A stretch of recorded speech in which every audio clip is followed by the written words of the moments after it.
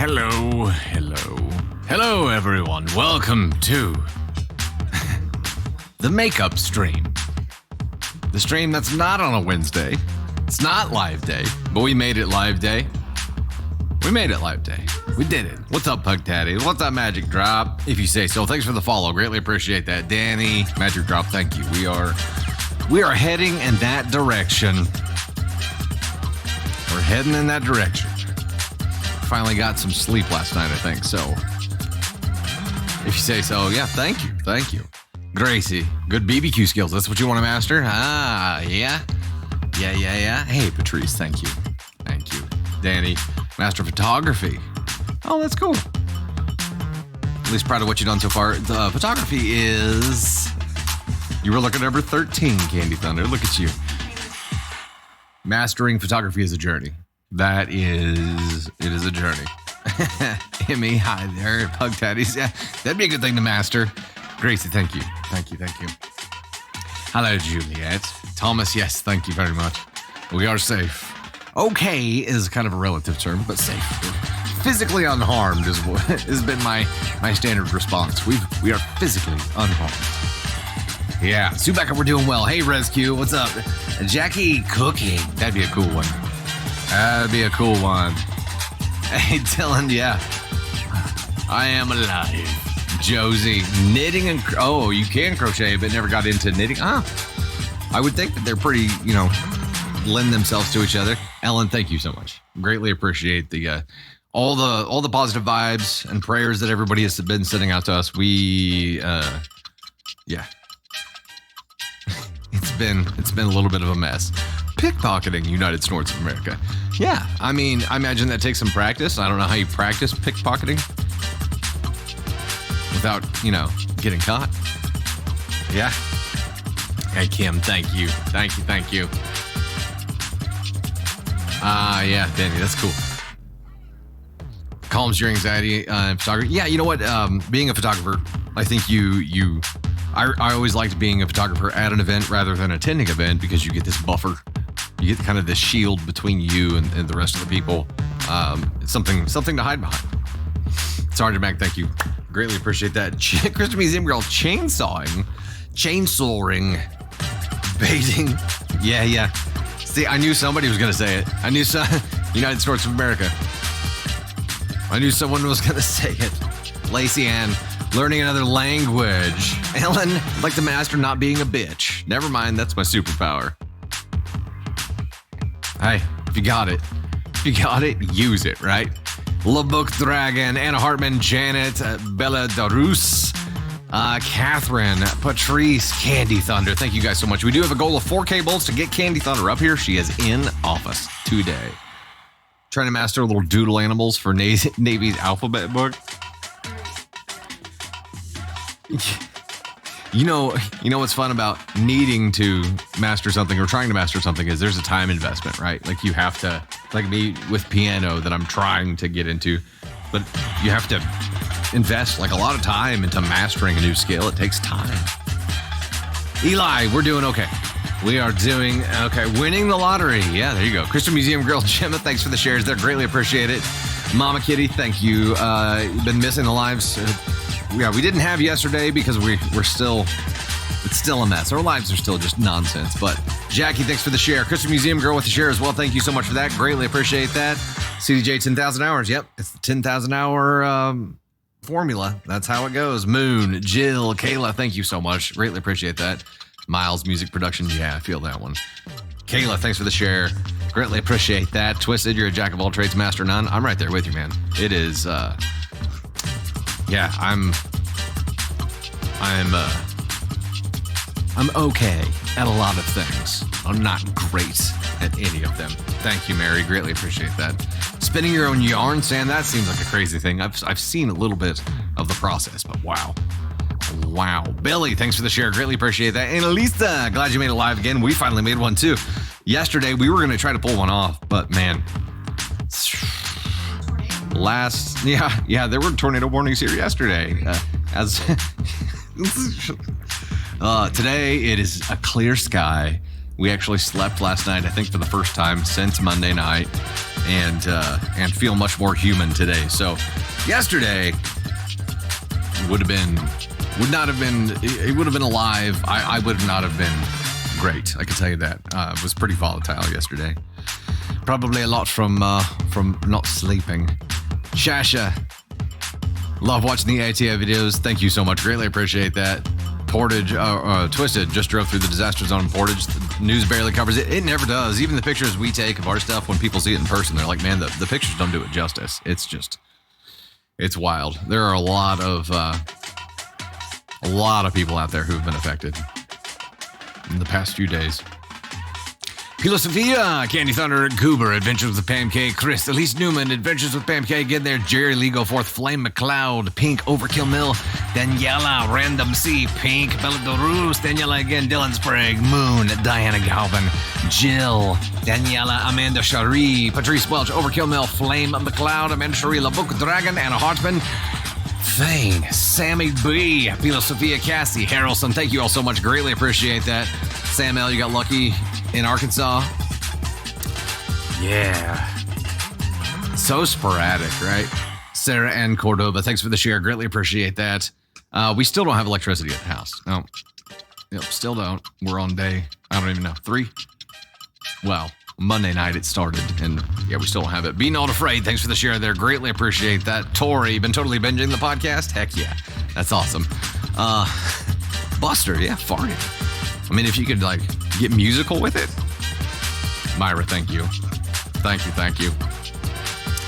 Annalisa, so we did not have a generator. Tony Spark was, you know, he's just a solid dude. So brought us a generator that we could at least run a refrigerator on. And then we got some fans running in our crawl space as well. So Pam, you got 6 inches of snow yesterday? Oh my gosh. Overkill, yeah. Great music. A tornado is an oddity in the Pacific Northwest. Someday, I mean, I'm a lifer here. Candy Thunder, she's been all over and landed here, but I don't know. Everywhere's got something, right? Everywhere has something. Moon, thanks so much. Really appreciate that. Yeah, the storms are very overstorms. We definitely are. Like, yeah. Patrice downloaded Piano Man. Heck yes, on Audible. Awesome. At least first day in over 2 weeks you haven't had rain. Yeah. We had to run back to the house and secure tarps and stuff yesterday when more weather was coming. It's fun. It's a really good time. Hey, Justina, Carrie, Ellen, Carrie again there, Deborah. Thank you so much for the love there. Thomas Lovers, welcome to the Gosh Hackett fam. Osaka, with all Rose, Patrice, Amanda Cherie, Cassie Harrelson, the Effulgent One, Fane, Adventures with Pam K, Sammy B. Thank you guys so much. Greatly appreciate that. We'll go ahead and get rocking and rolling here in just a moment. Yeah, it's we're just now getting rocking. It's going to be day 19 at 21. Wow. Those 3 days off are going to be well earned, that's for sure. Yeah. I've been trying to grow grass this year, and now we've got like 5 or 6 big debris piles around it. And I'm like, well, okay. Oh, well. So, Candy was asking how Navy is handling life without power. Luckily, we've got a lot of family around here, so we've had other places to be able to stay. You know, at night especially, we've been not stuck in a house with no power, thank goodness. So we've had lots of family offer us space, and I'm back at the house a lot trying to make sure we keep things moving, but that's about it. Tornado said no grass for you. Yeah.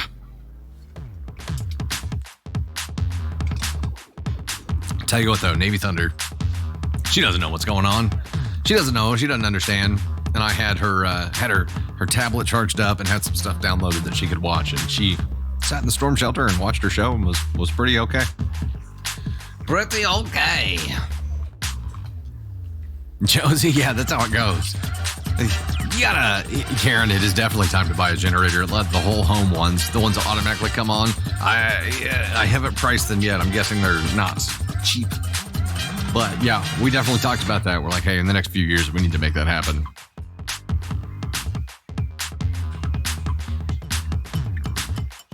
Oh, Lily, that's awesome.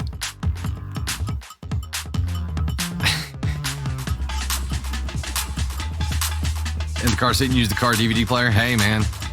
Yeah, that works. That works. It's whatever works. And she, of course, you know what? We did stay in the house Monday night when we didn't have power. And she ended up sleeping with us. And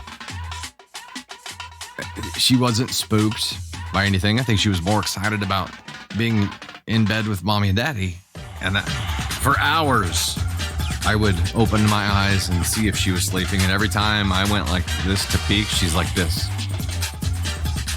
Staring straight into my soul. She's just excited. And then she smiles at me. Oh, cool. Cool. She didn't know nothing about nothing. Nope. She just been having fun. Allie, woodworking, yeah. If not the house, at least the water pump so you have water. We've had water. We have had water. We don't have hot water, but at least have had water. Keeping plants alive or learning ASL. Both stuff or both tough, right? Both not easy. Not easy. Crochet, willow wicking. Yeah, that's a good one.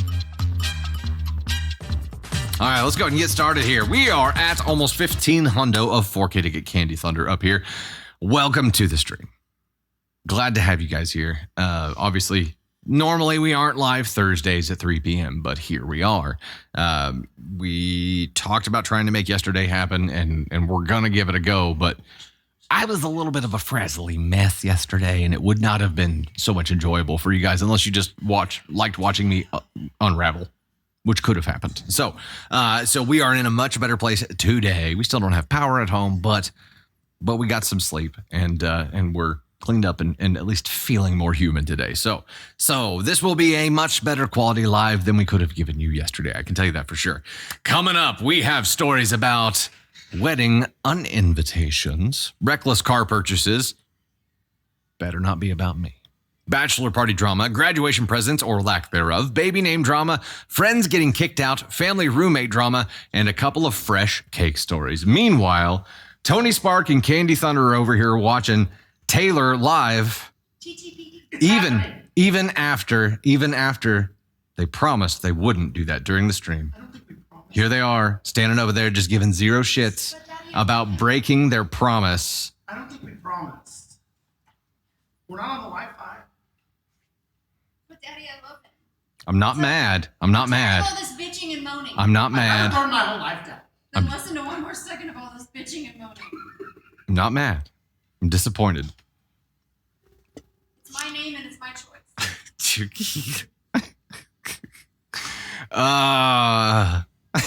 You know what's funny is that, because they're sharing a phone here, they obviously can't use headphones, so they have the volume up. I can hear it.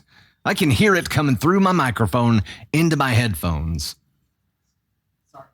Still, zero given over there. Take it outside, folks. This is momentous. You're about to get kicked out of the movie theater. Take it outside. Take it outside. Hey, make sure that you're subscribed on the YouTube side. We have tons of content that you will see over there, including compilations, podcasts, all that fun stuff. We do have another podcast that we rescheduled late last week that we need to film again. We've got a Thunder and Spark that we need to do. Piano Man audiobook, of course, is out on Audible. We will be using a few downloads today as Wheel of Thunder prizes. So be on the lookout for that. Wheel of Thunder, if you haven't heard about it before.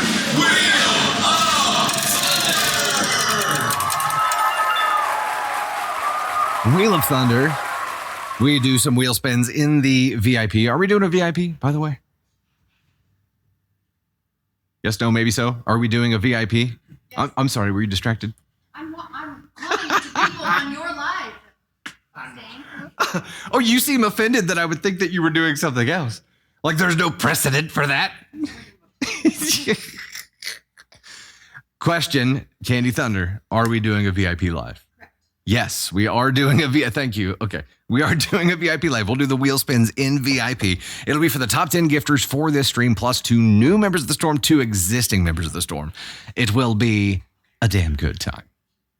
So be aware that is happening all throughout here. Also, reminder, keep chat positive and respectful. Everybody, of course, is allowed to have their own opinion. We don't all have to agree, but it costs nothing to be respectful in the DFHB. Spoilers will get muted. Assholes will get muted. Just don't risk it. Let's all create a safe, enjoyable space. Unicorn Goddess says, Dusty isn't the center of attention. Him's sad panda. That's not the issue. The issue is that these are my producers for this live show right now. I needs them. I need them. You're doing great. You're doing great. Show's running smoothly. Appreciate all the help and support. It's going great. In case anybody's wondering, the first song was "But Daddy, I Love Him." So,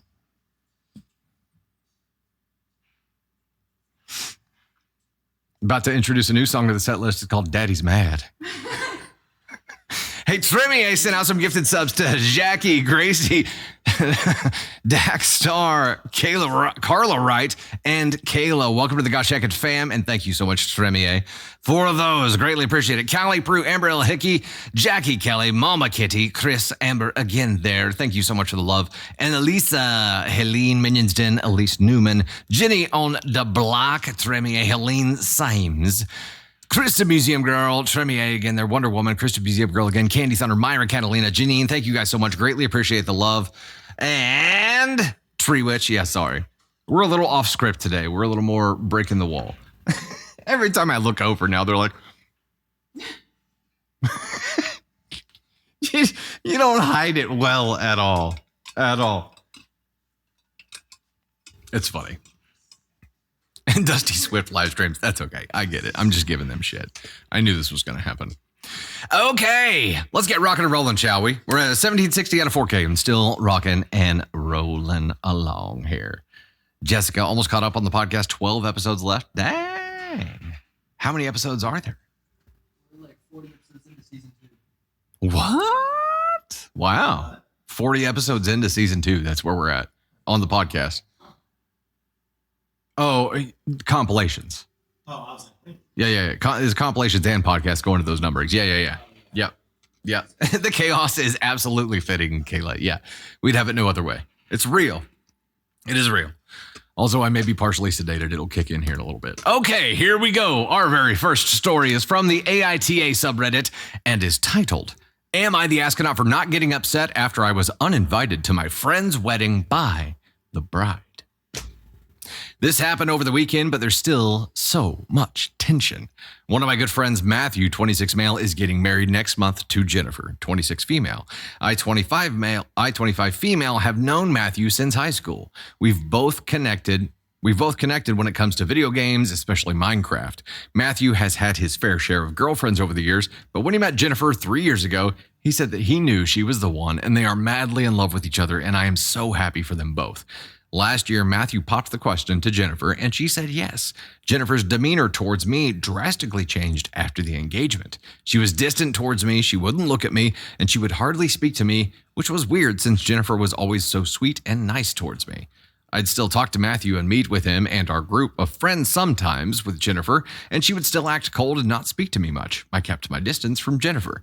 3 months ago, we all received a save-the-date invitation, and their wedding is going to take place in Matthew's cabin 2 hours away, and they were going to keep it small due to the size of the cabin, so we were only allowed to bring one guest. That was when Jennifer acted extremely harsh and hostile towards me and said, Bet you don't have a +1 since you were so into my man. Well, there's a red flag. And to this point, it for no reason other than them continuing with the same friendship that they've had for a long time. So as far as we know, nothing done to change her attitude towards OP. I was taken aback. I asked her what the fuck she was talking about, and she smirked and said I knew and to not act stupid. I ignored her remark and told her my boyfriend was coming. She looked surprised and left. I, of course, told Matthew about what Jennifer said to me, and he was not happy, and he made her apologize to me. Okay. Then last weekend, I was invited by Matthew's sister to go dress shopping with her and Jennifer. I declined at first because I wanted to keep my distance from Jennifer, but Matthew's sister assured me that she will deal with Jennifer and that our friends will be there for us. So we went dress shopping, and I found a beautiful dress that I thought would be perfect, and I took a picture to send to my boyfriend since he planned on matching, i.e. with a bow tie, with me. I tried the dress on, and it was a perfect fit, so I guess I got lucky. Jennifer was angry, called me names such as a hooer, a boyfriend-stealing biznatch, and that I was officially uninvited to the wedding. She caused such a commotion, the employee of the store asked us to leave. I told Jennifer I did not want I told Jennifer I didn't want to come to the wedding anyway, but I was going because my friend was getting married. I told her if she didn't want me at the wedding, fine. I don't give a fuck since I won't go to a wedding if the bride is going to be so rude to a guest. Matthew and our friends found out, and I was getting texts left and right begging me to just come to the wedding. I told them I was happy to get uninvited and that I'll just spend the day with my boyfriend on the day of the wedding instead. They're all mad at me for not fighting hard enough. Am I the astronaut? Okay, there's an edit and an update. Let me get into the edit first before we start chatting here. Edit. So my decision is final. I will not be going to the wedding and there's no changing my mind about it. I will be sending a wedding gift to Matthew the day prior to the wedding instead. I told Matthew and all of my friends that I won't be going and they can't convince me otherwise. Matthew also called me and asked if we could talk somewhere. I agreed, but it's to tell him in person that I won't go so that way he knows I'm serious about that. Okay. Let's chat for a second before we dive into the update here. Yeah, the question was, am I the astronaut for not getting upset after I was uninvited? So, I mean, why would you want to be in a place where the person who's hosting the event, one of the people hosting the event, and arguably the main character of the day, hates your fucking guts? You would be made to feel very unwelcome, and I guarantee you every bridesmaid girl she had in her army would go out of their way to treat you like shit that day. Why would you want to go? I think the bigger question here is, why does everybody else want her to when they know that the bride has such a problem with it? What do they... No good could come of this. I mean, he wants her there because he's her friend. I feel like this comes down to the groom. He is allowing his bride to treat his bestie this way. Not that he can control her, but I feel like it's his duty to defend her and to say, hey, don't treat my fucking friend like that. Why? To get some kind of explanation, to not just allow it to happen. He's just allowing this toxic relationship to form or to continue here. And he's just standing back like, this sucks. Not doing a damn thing about it. Shouldn't he do something about it? Oh, sassy one, that would have been the perfect response. I'm good. I'll catch the next one.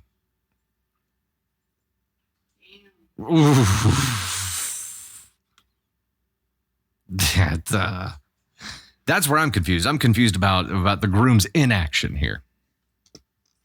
Very confused. Hey, Emily, Goober, Erica, Eternal, Kelly, Kell, Emily Jones, Vero and Dan, Bren, welcome to the God Check It fam. Vero and Dan again there, Erica, Silver. We've got Britt Marie, Kelly, Kell, Erica, Bren. Thank you so much for the love. Greatly appreciate that. C.A. O'Driscoll, Vanessa.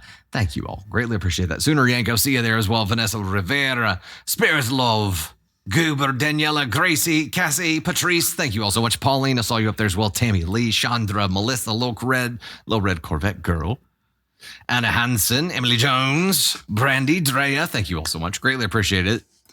Most of the time is the lack of remorse at the moment while only realizing a mistake after it's too late. That could be, yeah, Brandy, yeah. Sassy nailed that one. Nailed it. I'm confused. There were lots of things that confused me about this, most of which is the groom's behavior or inaction, and the rest of it is the support network, the rest of the friends really leaning into OP and saying, no, we just want you to come, even though they know it will cause problems. If it got bad enough for them to get kicked out of a dress shop, you think the fact that they're going to be in a church or at some kind of venue where they're doing a wedding is going to prevent the bride from causing a scene? I don't think so. If anything, she's going to be more amped up to cause a scene that day. The risk is heightened. Julia, Claudia, Haunted Gal, Branla, Jennifer, Shorty, Lynn, thank you so much. I greatly appreciate that. 3K of 4K. We're moving there. We're getting there. We are getting there. Friends don't put you in uncomfortable situations. Agreed. So we went NTA. We're NTA right now. Let's dive into the update and see if that changes anything. Update. I met with Matthew and brought my boyfriend along. Smart. Of course, he begged me to come to the wedding, and he said he would beg Jennifer to let me attend. I told him it was best if I wasn't there. I told Matthew that Jennifer had a problem with me, period. He said he didn't understand, and he did ask her many times, but Jennifer would continue to say that she was just stressed. Single out one person when you're stressed? That's not healthy. I got angry and said that's bullshit, and he knows that. My boyfriend also intervened and said to Matthew that he needs to wake up and realize Jennifer is crazy, and he can't keep defending her. Matthew said he loves her too much and doesn't want to lose her. My boyfriend and I got up and told Matthew to let us know when he has a backbone. In the meantime, it's best we don't talk. I messaged all of our friends in the group to let them know, and I'm keeping my distance from Matthew because of Jennifer. He's still my friend, but at an arm's length.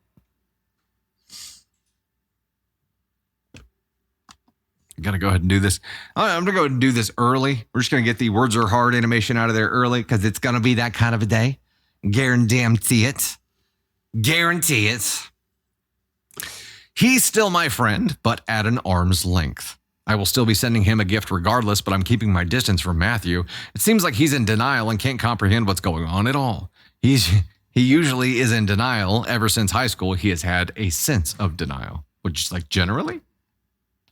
Another thing to mention is that Jennifer is nice to all of Matthew's female friends, just not with me. Okay. That's different.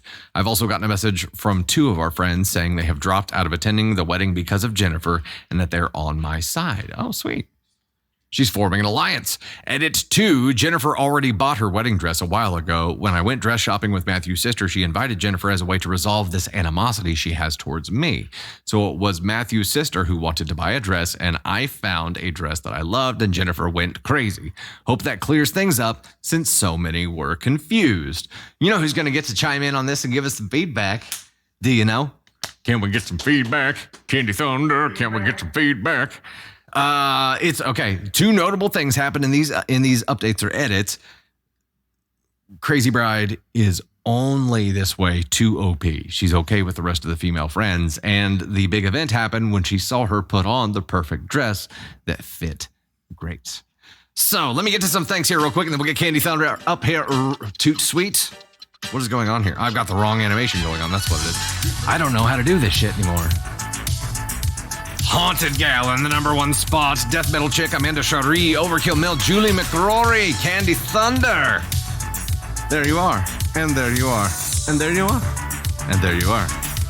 Brooklyn Baby, Patrice Welch, T-Half, Adventures with Pam, Daniela Zani, Anna Hartman. Thank you guys so much. I got more to list off here, but let me get the next one set up right quick. Howdy ho, neighbor. Howdy ho, neighbor. Anna Hartman, Callie Prue, Branla, Amber Hickey, Lovely Rainy Day, Pausies, Tammy Lee, Kim Downer, C.A. O'Driscoll, author, M. Pickrell, Jay Lee, Not That Ellen, Crystal Nabors, Jenny the Block, Elise Newman, Call Me Gracie, Cassie Harrelson, Cole Barber, Dylan Sprague, Mama Silver, Brandy, Bren Kizes, Melissa Rodriguez, Melissa Rodriguez. I think I've said Rodrigue to this point, but it's G, not a Q. Justina, Kelly Kell, Bryn Zero Love, Flame, 9789, Erica Eternal, Jackie Kelly, Brits Marie, Miss Marvel Nerd, Andrea Hernandez, Chrissy, WWW, Thomas Lovas, Carrie Wilson, Blessed Wonder Woman, Mama Kitty, and Salty Shellback Creative. That was a lot. You guys are awesome. Thank you so much for the love. Greatly appreciate that. This is something brand new. Let me see. Say that again. Oh, I see it. Okay. Interesting. It's a brand new one. I've never seen this one before. This next goal is going to unlock Tony Spark and a cake story. There we go. Okay, we are going for 650. Let 'em cooks. Let 'em cook. That's what we're going for. I'm going to pin it real quick. Pinned. All right, let's get her up here. Ladies and gentlemen, the one, the only, Candy Thunder. Oh my God, it's Candy Thunder. Thank you. Hi, everyone. There she is. So I did look at the story to make sure that to see if there were any updates or anything like that. What are you doing? Sorry, I'm just moving the mouse to get back to the story. Sorry. And one of the comments said that Jennifer's the bride, right? Yeah. Jennifer had her breakdown after Matthew's sister complimented her and told her that the dress looked amazing. And so I think there's got to be something here with the way that OP looks and the way that Jennifer feels about her looks, if that came after she was complimented. So I think there's probably something that's being left out about how self-image or just direct jealousy. Okay, let's entertain this for a second. Potential recipe ingredients for disaster here. Yeah, they're really close, OP and Matthew, right? So maybe Matthew talks about OP in a positive light often. That's danger ingredient number one. Well, I mean, it sounds like they're fairly close, and I don't think that. Here's the thing: if you're insecure as a person, I don't think it matters what Matthew says, because you're going to read into every single detail that he says, because you're so insecure that all you can see is this narrative that you've created in your head. So she thinks in her mind that OP poses some threat to her relationship. So one, she's not secure in her relationship. She's not secure in the way that she looks. And insecurities can definitely ruin somebody's life. And it sounds like Jennifer is letting those just completely take control, and her marriage won't last. Her friendships aren't going to last. And like, just because somebody else is pretty doesn't mean that you're not pretty. I mean, that's just, somebody else's looks don't detract from the way that somebody else looks. Like, that's not, you can't put that just because somebody else, you think that they're prettier than you, doesn't. It's very sad. And it happens a lot with women, and it's very fucking sad. So follow-up question for you. To me, it makes absolutely no sense that this would heighten after getting engaged. It's like she should be less insecure as she gets closer to her wedding day. She won. What does she why would it become intensified after an engagement? Because she solidified it. So it's like a dog peeing on their territory, and she's doing it to drive OP She didn't have to away. pretend anymore. Correct. She got the ring. So now it's like, this is how I really feel. I need you to get the fuck out, because you're not welcome here. She was just playing the long game to try to drive her out of their lives now that she won and got the ring. Yep. Wow.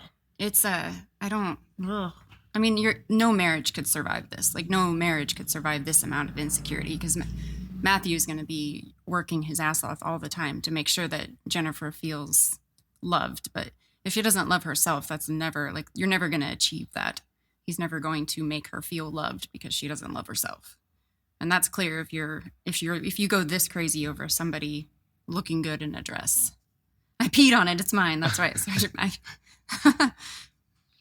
I think you've marked me several times. I think something that might wake Matthew up is if I don't know what just said. I think something that might wake up Matthew is if the sister said, "I'm not going because what I witnessed was too far, and there was no reason for your bride to treat your friend this way." That would be, I think, a wake up call for Matthew to be like, this either has to stop and you need to figure stuff out, or this wedding is not going to happen. But it's happening this weekend, so I'm really, really hoping that we get an update. And hopefully, like this coming weekend? It's happening on May 11th. Wow. So I'm really hoping that, like, maybe on Sunday we'll have an update. I don't know. I mean, if someone who is attending that wedding happens to be in chat right now, just happens to be, I'm just saying, film zombie Barbie doll. Film it at bare minimum. Stream it, ideally. Zombie Barbie doll said, "It's someone in the bride's ear feeling this. It has to be." And that's true. She's got friends on her side but they couldn't feel it if it wasn't, I mispronounced that word, but they couldn't make that, like, they can't make her act like this if she wasn't already insecure. It's true. Like, they just wafted the flame. And I feel like if you struggle with the flame. If you struggle with insecurities, I think one of the best things you can do is compliment other people. and watch what happens when you compliment other people and like let that fill you up inside. Let that fill your cup, because I feel like it helps if you do struggle with insecurities about how you know, whatever, your hair, your looks, like whatever that case is that you have, or if you don't feel loved, like I feel like complimenting other people, for me, that's what makes me feel better. And I just watching other people light up like with compliments, and like you give what you get.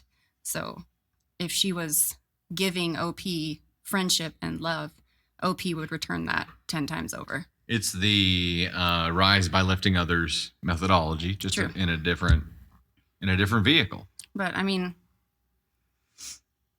yeah, and You want to hit the Delulu? There it is. she Delulu, She gets the Delulu. and Does it she sucks. get the Bezzo? I feel get the bad Bezzo? for her, because I feel like this is all fixable, and she just needs to get out of her own head and quit it, knock it off. Yeah, because this probably isn't her issues right now aren't specific to him, to her fiance. Yeah. She's gonna have this recurring issue over and over and There's over going to be again someone until she new. fixes the problem. Once inside, OP right? leaves the picture, there's going to be somebody else that's going to take OP's place, and that eye is going to be directed at someone else. And it's like, The eye of Sauron is true. upon you. but I'm like, he asked you to marry him. Like, he loves you. He chose Yeah. you. Like, you chose each other. I don't know. I don't understand what more you need She's from looking this. around like right now. She's like, who are all the potential side pieces? I need to eliminate them right now. I need to be the only option.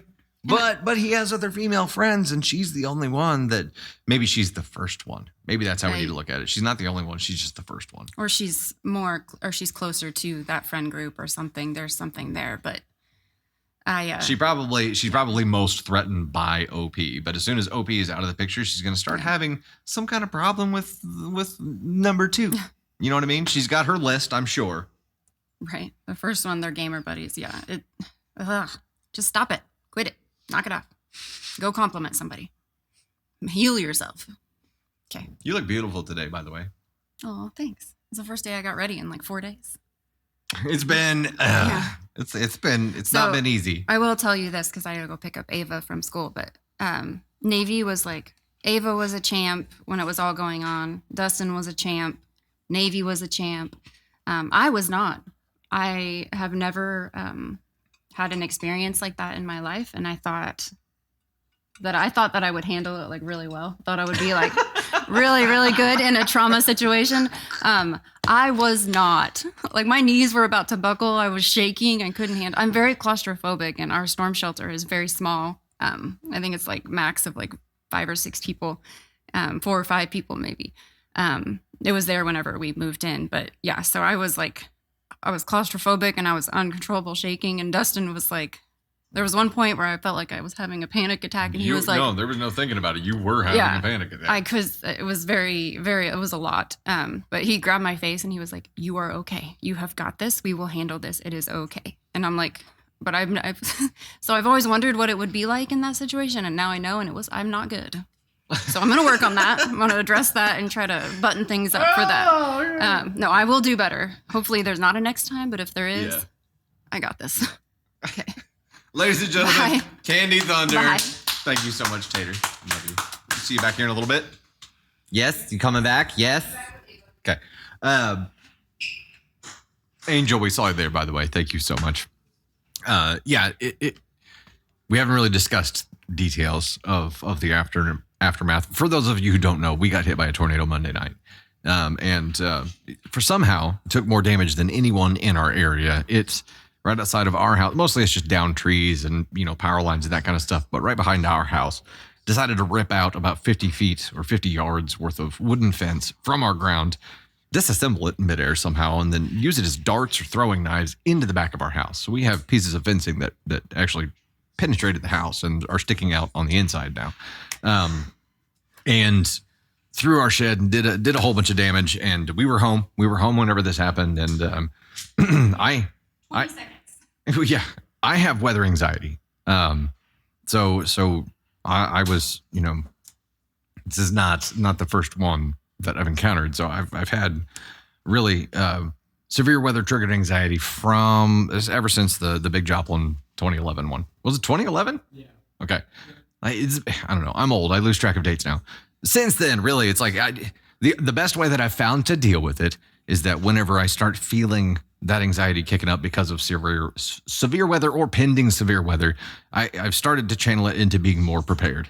So if I start getting antsy, then I will. I'll make sure the storm shelter is stocked up and that we have flashlights charged up and that I've got the plan in place and it's going to be as easy as possible. Here's what I learned this time. Yes, all of that is great, but our family has to run some drills because our execution of the plan did not go off flawlessly. Getting Candy Thunder out of bed and moving quickly is a challenge. Getting Ava Thunder out of bed and moving quickly, an even bigger challenge. There was a point when I was dragging her across the floor toward the stairs to go downstairs. While those items from the fence were penetrating the house. So we were right there while stuff was peppering the house and it was super loud. And Ava wasn't fully awake yet, so her limbs didn't work. She was like trying to walk but couldn't, and I'm dragging her along. Finally get down there and get everybody in there, and yeah, it got scary, but it definitely could have been a whole lot worse. We've seen worse. It's been a journey. And since then, it's cleanup and it's insurance and we still have no power and it's all the things. So this is the first day where we feel a little bit more human. We're still not able to stay at home, but we feel a little bit more human. We have a great support network here. So lots of family and friends who have stepped up and done all kinds of things for us. Tony Spark was there next day helping us move shit and get things prepared. So we have, beer today. I've got some pictures of him on our roof, getting our chimney tarped. Like, we've got a great support network and we're in a really good spot. And we're more fortunate than a lot of people who would have gone through the same thing. So we're very, very thankful for everybody in our corner, including you guys. You guys have been there and been very, very, very supportive of us this whole time. And we can't thank you enough for it. It's not easy, but we will get through it 100%. We will definitely get through it. Christian Museum girl. Yeah. Pierce City has definitely seen some shit as well. We're at 299 and 650 on the goal right now. I think we got to the official determination on this story, so I'll go ahead and move on to the next one. It's unfortunate. It's unfortunate to see someone allow their own insecurities destroy other people's lives, especially the lives of people they're supposed to love. So, yeah.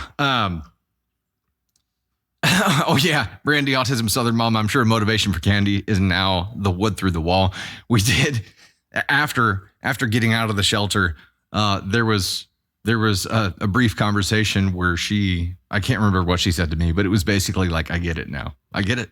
And all the preparedness. And I was trying to get them up and moving, I harp on, I've got little flashlights for everybody. I was like, you need to have your flashlight. Your phone needs to be charged. And you need to have shoes right next to the bed. None of those things happened. So we're sitting in the storm shelter and I'm like, where are your shoes? Where's your phone? Where's your flashlight? Nothing. We got to run some drills. We'll get better at it. I think they'll take it more seriously now. It's been, yeah. No, Goober, here's the funny part. So we had that conversation where she's like, I get it now. And then later on, I'm like, so the whole hold the door thing doesn't seem too crazy now, does it? And she's like, too soon. I'm like, okay. She's like, now's not the time.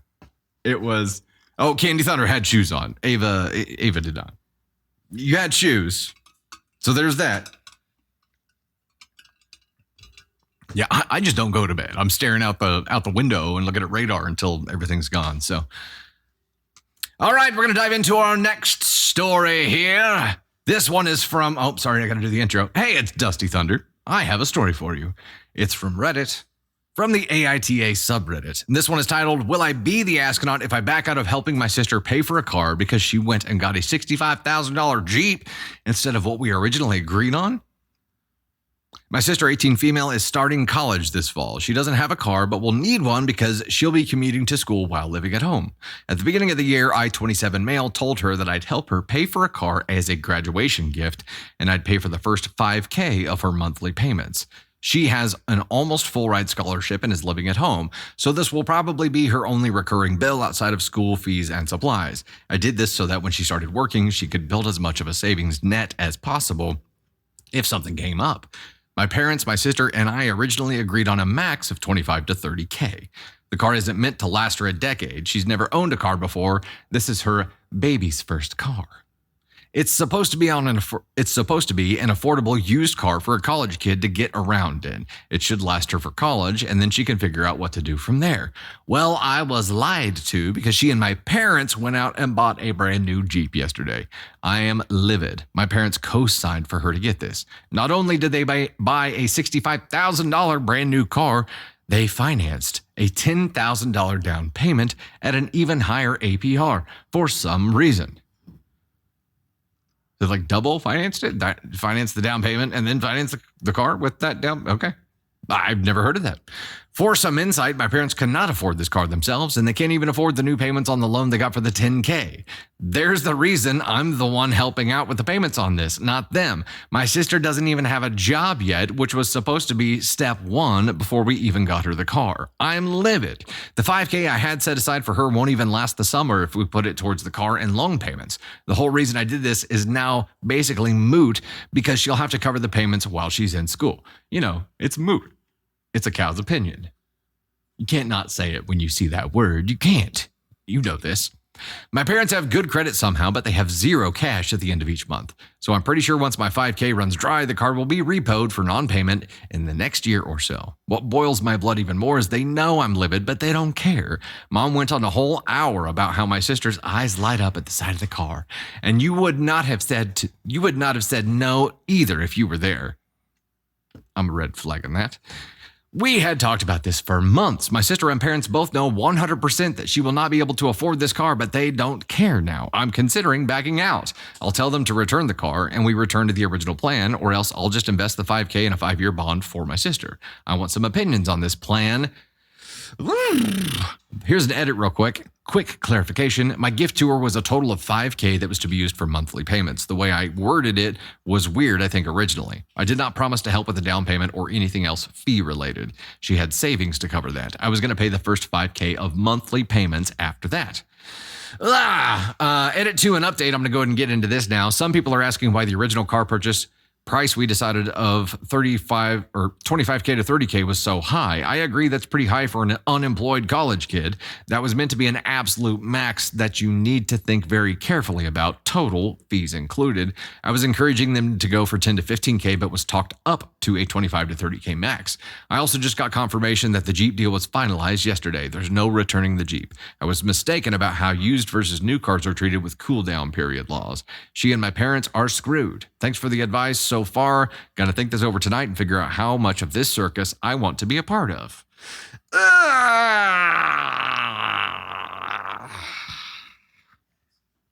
Hey, Bittersweet Heidi, Aaron Biederman sent a gifted sub over to Aristoria. Welcome to the Gosh Heck It fam. Heck yeah, we are at 358 of 650 on the goal, which is called Let Him Cook, a new one I've never seen before.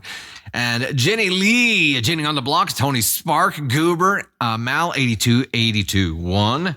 It's probably a weird way to say that, but you know what I mean. Daniel Floyd, Cholet. We got Haunted Gal, Melissa B, Sooner Yanko, EO, Chrissy Joe, Cassie Harrelson, Lily, CJ's Thoughts, EO again there, Mallory, Jerry Lee go forth, Goober. Thank you guys so much. Greatly appreciate all the love. Bittersweet Heidi, Faux Pas Fox. That really screws with my head when I see the words. Sigurdur, Wonder Woman, Sooner Yanko, Sigurdur again. Thank you all so much. Greatly appreciate that. So the question here is, will I be the Ascon if I back out of helping my sister pay for a car? Because she and the parents. So when you read the title and you're like, wow, why would the sister do that? The parents really facilitated all this buggery, whatever you want to call it. They facilitated all this. The parents are the real problem here. If the parents are like, well, you can get the Jeep if you want it, what kid is going to be like, nah? Them saying you wouldn't have said no to her either because of the way her eyes lit up. Well, shit. Take her to a Porsche dealership. Her eyes will light up there too. Does that mean you're going to buy one? Your parents are powerless because this is their baby, and they will knowingly drive themselves into poverty to make her smile. And while it's a noble sentiment, the practicality of it just doesn't exist. And now they're trying to drag you down with them. OP. I'd say shit, no, back out.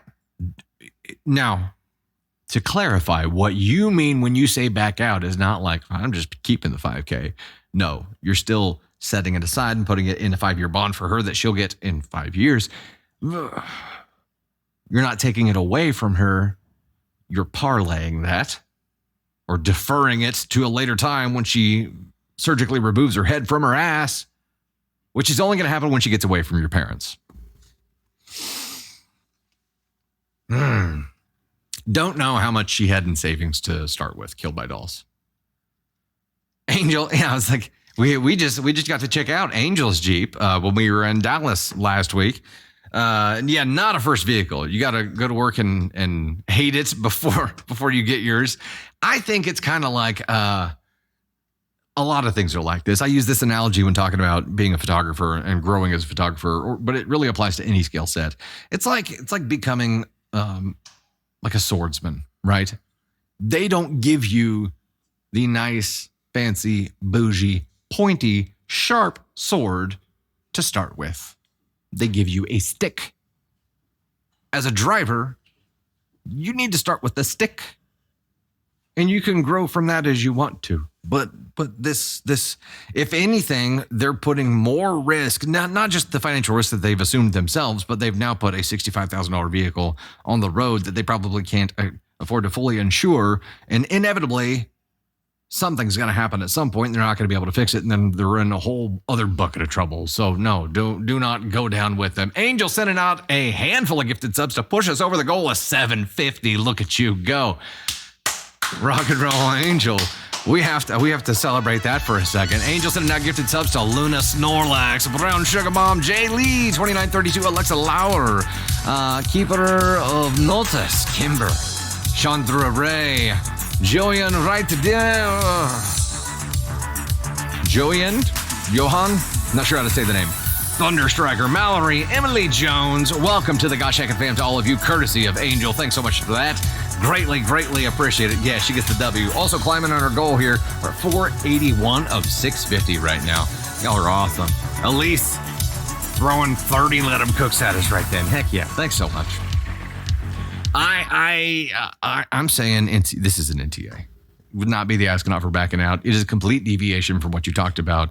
And you, if you continued participating here, would just be funding more risk and funding the wrong direction of your sister's life when your original intention with the gift was to fund the right direction, fund a direction that is of safety and security. And you would only be funding fuel for the opposite direction right now.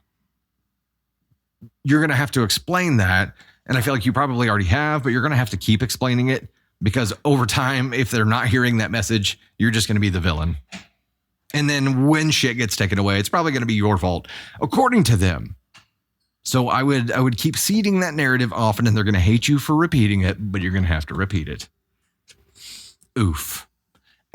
Tony Sparks hitting some let 'em cooks through. Haunted Gal, Sooner Yanko. You guys are awesome. Thank you. 533 of 650. We're getting close.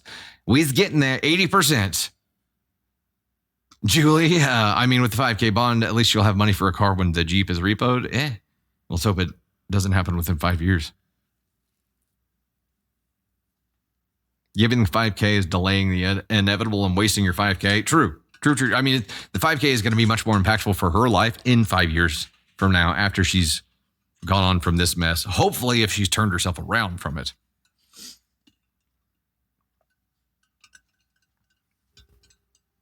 Crazy Reader, agreed here. Whatever you do, make sure to set boundaries, and after you pay the 5K, you will not help again.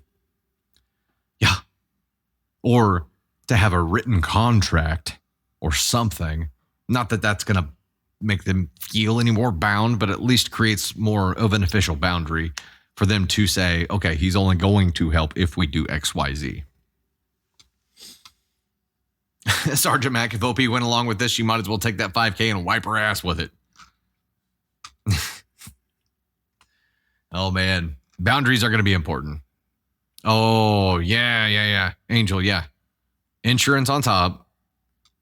I'm going to go out on a limb here and say they probably didn't get the gap insurance when they were purchasing that. Yeah. Yeah, I mean, it will appreciate. It should appreciate at least a little bit. Less than 100 to go. 553 is 650. We're rocking and rolling. Cap it, then crash it.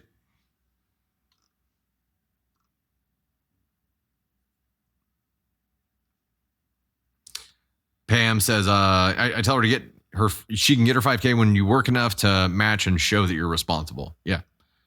Opie is the brother. Opie is the brother. Yeah, the parents are the one who facilitated this madness. And as an 18-year-old kid, when somebody's telling you you can get the $65,000 Jeep, I can see how she got there. But he, yeah. Yeah.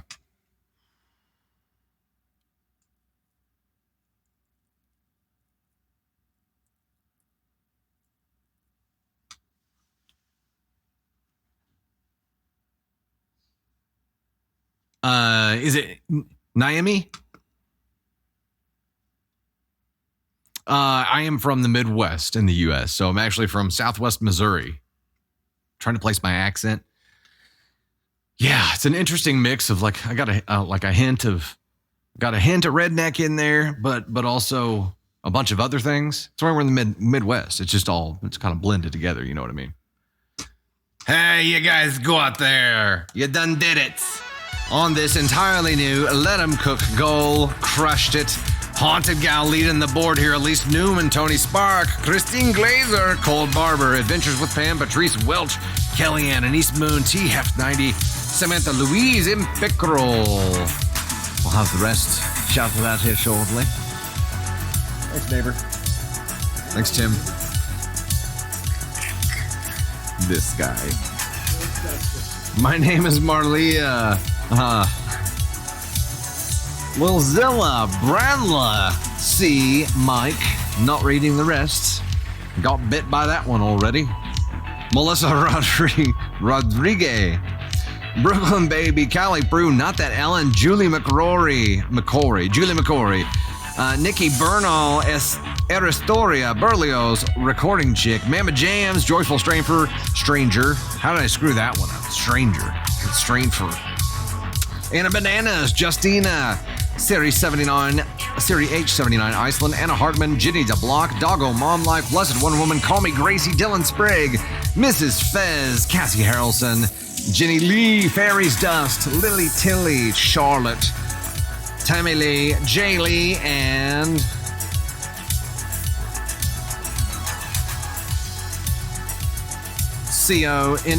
CONHVNAZ, Colorado native in Arizona, right? Colorado native in Arizona. Took me a minute. Gosh dang. My brain's not moving so fast today. Thank you guys so much. Greatly appreciate that. Let me get a new goal set right quick.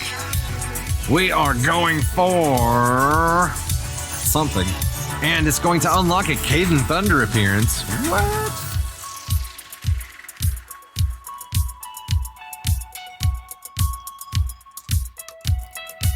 Okay. Heard. 75 paper cranes. We're going for paper crane. Not Denny Crane, paper crane. To unlock Caden Thunder. And you guys get to hang out with Tony for a second now. And then we're going to dive into a case story. I got to do it. I got to do the animation. We're going to do it. Ready? Ladies and gentlemen. Tony Spark.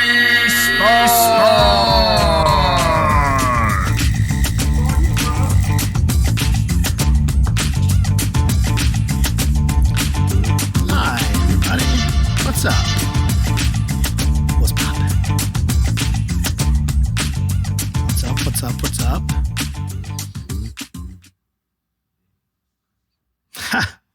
Yeah, Cassie. I mean, I posted 2 videos this weekend, so that was wild. That was a lot of content for me to post 2 videos. Yeah. Went live twice. That was interesting. I should say Ted went live twice.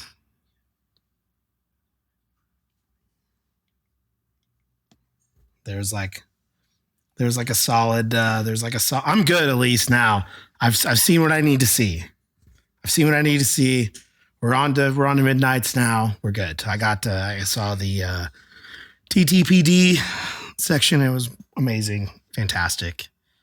I want to go. I want to see it. It was awesome. The new outfits were awesome. Yeah.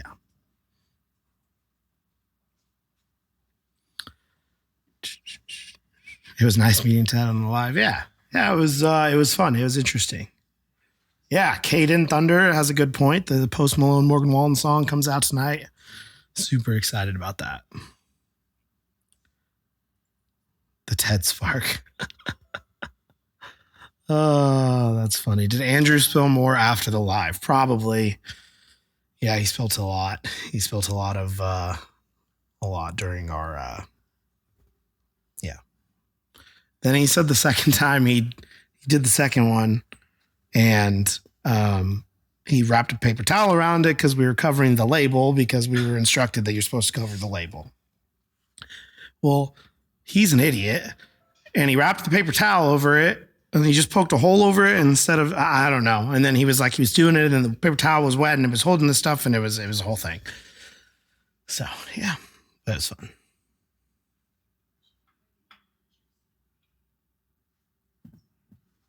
Yeah. Did Andrew? Oh, it's the same one.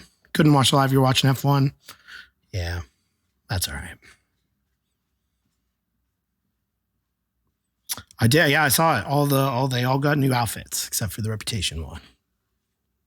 That was breaking news for today. What is happening? She said that Sierra said that all the sets got new outfits. Dad walks back in, and you guys have just slid right back to it. She asked. I'm just talking about what the people. The people were wanting to know how it went, and I just, I've heard that it was good. I heard that it was good. Real good. Yeah, I heard it was great. Oh, real good. Yeah. I need instructions. Yeah. It was also weird because this live is very structured, and there's things to do and there's things to talk about. I had no idea what to talk about or do. So it was weird. I was like, well, okay. Hi guys. I was like, I don't know what to do here. And then at one point, I think I narrated a kickball game. I was basically sports announcing a kickball game in the parking lot. It was a whole thing. I don't know. Yeah. Yeah. But it was fun. Ted had a good time. Need more kickball. Subek said. Need more kickball. Yeah. Need more. Yeah. So, all right, guys. Bye. Tony Spark, ladies and gentlemen. Thanks for hanging out, Tony. Tarzan making an appearance. I don't know. I don't know what I would do if I didn't have a structure and an outline and a document from you guys and knew what to talk about. If I was just up here with nothing, I don't know. I don't think I'd last very long. I don't think. And for those of you who do that, who you just free fly on lives and just yeah, props to you. It's that's an acquired skill, I would imagine. It's an acquired skill. Animals going wild with the paper cranes right now. Cheryl Moore, CJ's Thoughts Goober, Chrissy Joe, Cheeky Island Girl. Thank you so much. Elise Newman, see you there as well. Silver, Elise throwing a lot of them. TLS throwing some up too. Patrice Welch, Anise Moon throwing some paper cranes. Sierra as well. You guys are awesome. Thanks so much. Greatly appreciate it. Tony Sparks in one too. And you guys already hit it. Look at that. Look at that. I probably just named almost everybody. Animal, Anise Boone, Elise Newman, TLS Journey, Haunted Gal, Patrice Welch, TF90, CJ's Thoughts, Mel J. Wolf. Yes. Terrible time to make me solve your puzzle, TikTok. Terrible time. Mel J. Wolf, Dragon Cat, Blessed Wonder Woman, Mama Jams. Was there more than 12 on there, Tom?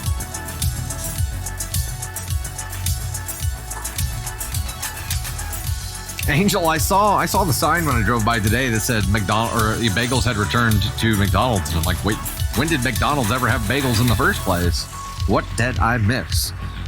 Tony Spark, Mama Silver, and Doggo Mom Life, and Mama Jams, if I didn't see you before, or didn't say your name before, we got you there as well. Okay, thank you guys so much. You have unlocked Caden Thunder with that.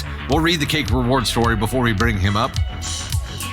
The next one we're gonna do is for candy feedback. We may have to pivot that one just a bit. We'll figure out something. A TBD reward is what it shall be. TBD, something fun.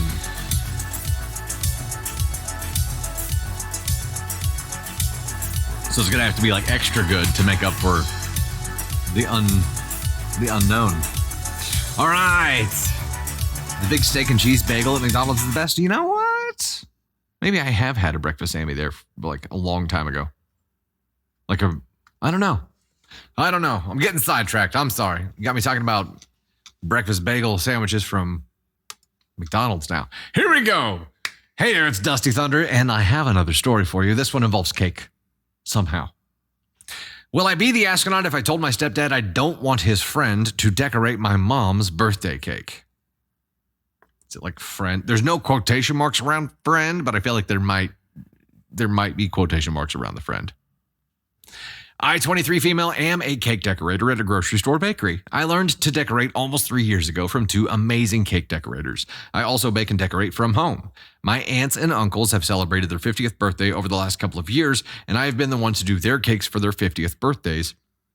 And I absolutely love doing it. It gives me more practice with my baking from home with different flavors. I should also mention that I do not charge them for the cakes that I make, nor for the supplies that I use. So here's the issue. My mom is going to be turning 50 in 5 months, and I was already thinking of ideas for her cake. I was thinking of doing 50 photos on her cake I was thinking of doing 50 photos of her on the cake for every year she's been alive. That was tough to get through. My stepdad, let's call him John, 60, and I were talking about the cakes, and he said, "Oh, you won't have to worry about mom's cake. Mandy's going to do it." Mandy, 58, is John's friend's girlfriend, and she is a cake decorator too, but has a small cake business where she pretty much works from home and has many more years of experience. John also had Mandy decorate a cake for my grandma's, on my mom's side, 80th birthday this past year. I was sad about not being able to do that for my grandma, but I put my feelings to the side since I know he placed an order for it way ahead of time. I know he really likes Mandy's decorating. He's always talking about her cakes, and my parents buy butter in bulk when they are on sale for her. I think he sees my decorating as inferior to hers. This is your dad? Talking up somebody else's cake decorating when he knows that you have a passion in that and you're working on that? That's not cool, Dad. I was hurt that he didn't think I would want to do my mom's cake or maybe couldn't do as good of a job as Mandy, but I feel like it would have meant more to my mom if I did her cake.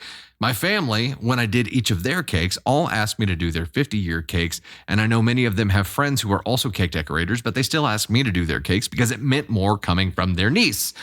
So, will I be the astronaut if I told my stepdad I don't want his friend to decorate my mom's birthday cake because I would like to do it myself? I don't know if my mom specifically asked to have Mandy do her cake or if it was a decision that John made on his own. I worry my mom could possibly have been the one to request the cake to be made by Mandy. And if she did, then I want her to have the cake that Mandy makes. Gosh dang. Then I want her to have the cake that Mandy makes. I don't want to make her birthday not good because I made this one small issue all about me. But if she didn't, then I feel like I should be the one to make it. Well, there's only one way to find that out. And yeah, stepdad, not dad. I was very, very disappointed in dad. If this was bio dad, it would be worse. Him being a stepdad doesn't make it any better. It's not good. I'll put it that way. Regardless of bio or bonus. It's not cool. But there's only one way to receive the intel that you're looking for here. You can't go up to mom and be like, "Hey, was it your idea to hire Mandy to decorate your cake?" Because then you have to explain everything. There's no way to not tip your hand here. I guess you have to just make this determination for yourself. Is it worth bringing up to your mom? Or you could ask your stepdad and be like, "Hey, so the cake that Mandy's doing, that's probably the play." Ask him privately away from her and say, "Hey, the cake that Mandy is doing, was that mom's idea or was that your idea?" You're going to tip your hand to him, but if you're going to tip your hand to anybody, I think he's the one that you want to fill in on everything. It at least hedges against the risk of mom getting upset, right? So will I be the astronaut if I told my stepdad that I don't want his friend to decorate my mom's birthday cake? Actually, yeah, a little bit. And here's why. I think there's a different way to do it. I think there is a should have done it differently kind of precedent here because it's not just a could have. The question needs to be different. If you did just ask that and said, "Hey, I don't want your friend's girlfriend to do this," there's a better way to do it. And that question is what we talked about and say, hey, was that your idea or was it mom's? It is not as brazen jumping into battle here, right? And when it comes to the cake, if your mom did make that decision and you word it the way that you worded it here in the title, yeah, you're going to end up being an asshole. If you approach this carefully and just gather intel before saying, I want or I don't want, that's the pivot when you become an asshole here. And it's not an asshole, it's an ask on 3. There's a better way. There is a better way. Ask mom, hey, dad said Mandy's making the cake. Did you want me to do it or to get anything? There you go, Jenny. I mean, that would be a route that would probably, if she didn't make that decision and she wanted Mandy to do it, it would cause some tension between stepdad and mom. But maybe that's a good thing because he's just making these rogue decisions that actually hurt his stepdaughter's feelings. Hello, Nikita in Jamaica. There is a better way. There's a better way no matter what. Yeah, no matter what, there's a better way. So I think we're good with 3 here. Suppose who to talk to depends on the relationship she has with stepdad Sierra. Yeah, and it sounds like at this point, if anybody is looking down on her decorating, it's him. So why wouldn't you ask that question and at least tip your hand to him? And if he gets upset, so what? He's not afraid to do things that make you upset. So maybe you can contain it within those 2 people. Or if you put it in your mom's court and then say, yeah, dad said Mandy was doing it. Do you need me to do anything? You at least play it a little more clandestine there. Or the 2 cakes thing, extra cake, you could do that too. Just show up with one, but make it like your best one yet. And on the top, say like happy 50th mom. And on the side, you could say Mandy's cake sucks. 50 is a big deal. Just have more, Wonder Woman. There you go. You can never have too much cake. Never. It's physically impossible. I mean, you can eat too much cake. You can't have too much cake there. We are focused on finger hearts right now. We're at 582 of 2K. And that is going to unlock. We don't know yet. We're going to figure out what that is going to unlock. In the meantime, you guys already unlocked the one and only Caden Thunder. So we'll bring him up and let you chat with him for a moment. And then we'll get rocking on the next bit here. Ladies and gentlemen. Caden Thunder!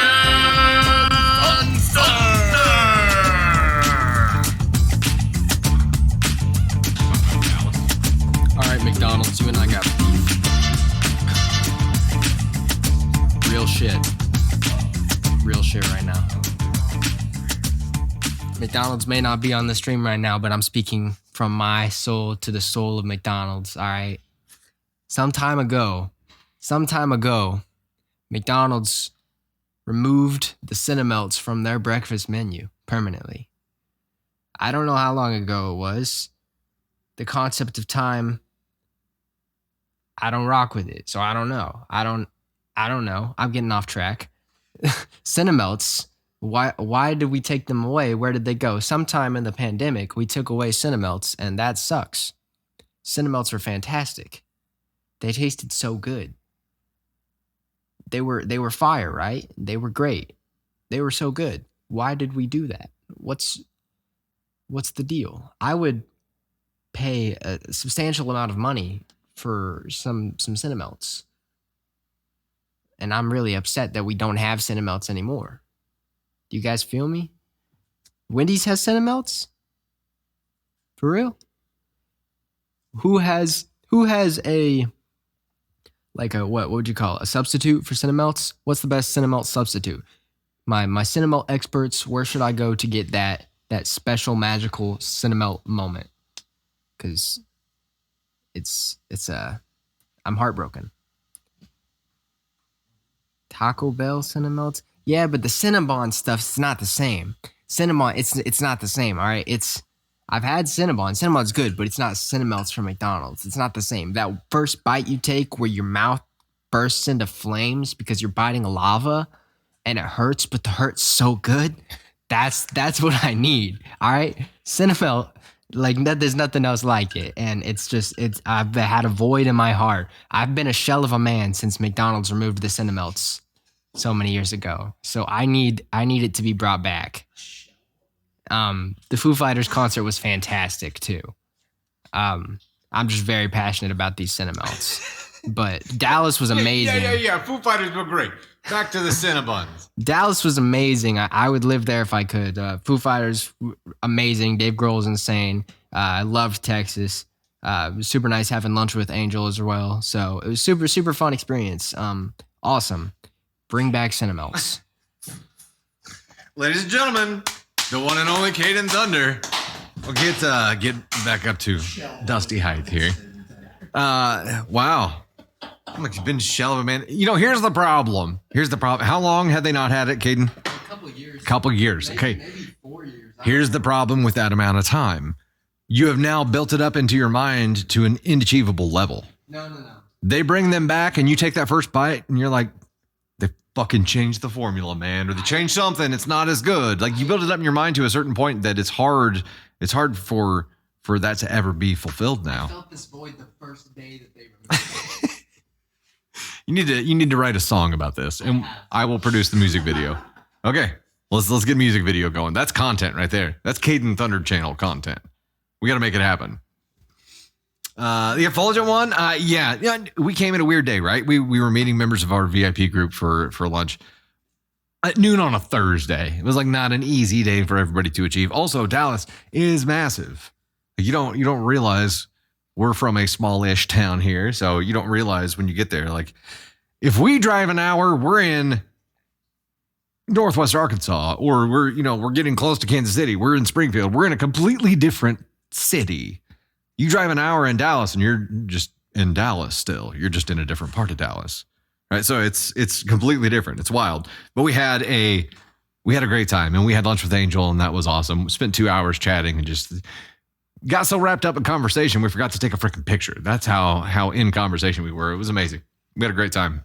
All right, we're going to go ahead and dive into our next one. We're at 8:01 of 2K right now on the Fingerheart goal. And let's dive into our third story. Come down to Austin next? I'd love to. Wait, I think our adventures have only begun here.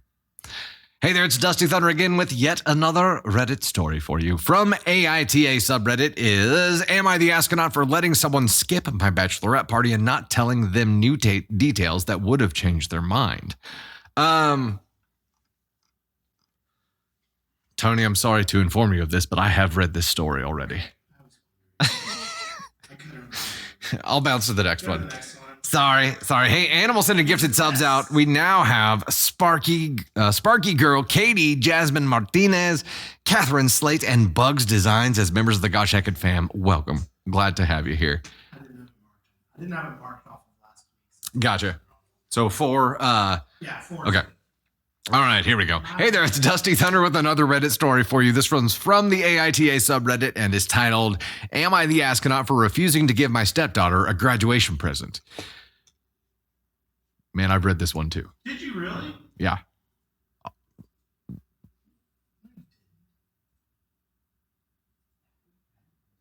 Totally did.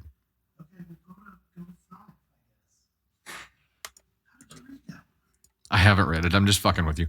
I, 48 male, have been married to my wife, 43 female, for 6 years. She has a daughter, 18 female, from a previous relationship who I'll call Amy. Amy just graduated high school last week. For months, my wife kept asking me what I planned to give Amy for a graduation gift. I told her I didn't plan on getting Amy anything since she's not my biological daughter and we've never been particularly close. 6 years.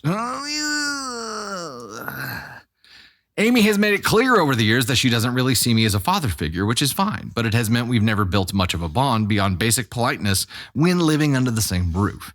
Well, my wife was furious when I said I wouldn't be getting a gift. She accused me of never making an effort with Amy and playing favorites since I gave my own daughter, 22 female, a nice graduation gift a few years ago.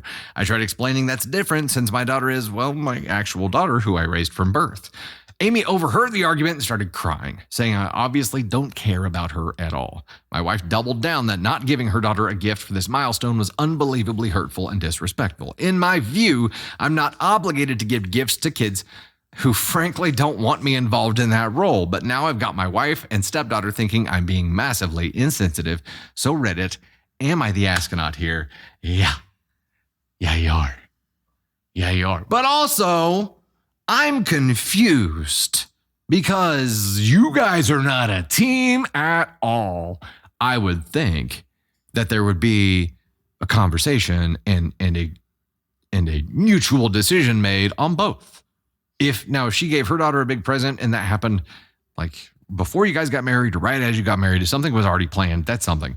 But if you're giving something to her together, why are you still acting as individuals? That's my question. I know some people do that, and you do you, whatever works. But this is one of the complications. Now you're pitted against each other instead of a united front. This could have all been avoided with some communication that wasn't done in front of your kid or her kid, according to you. It's just odd. It's odd to me, and it could have prevented so much. Yeah, what are we going to give her for graduation? So the wife came in like, what are you getting her for graduation? So she's not helping anything. They're both acting as individuals. Brittany, yeah, blended families require teamwork, period. They're just acting as individuals.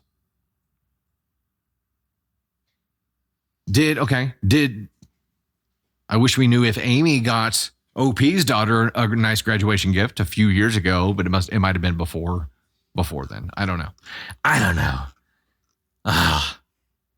But yes, OP, you are an asshole.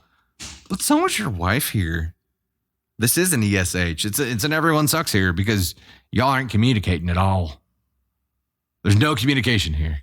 The only communication is like too late.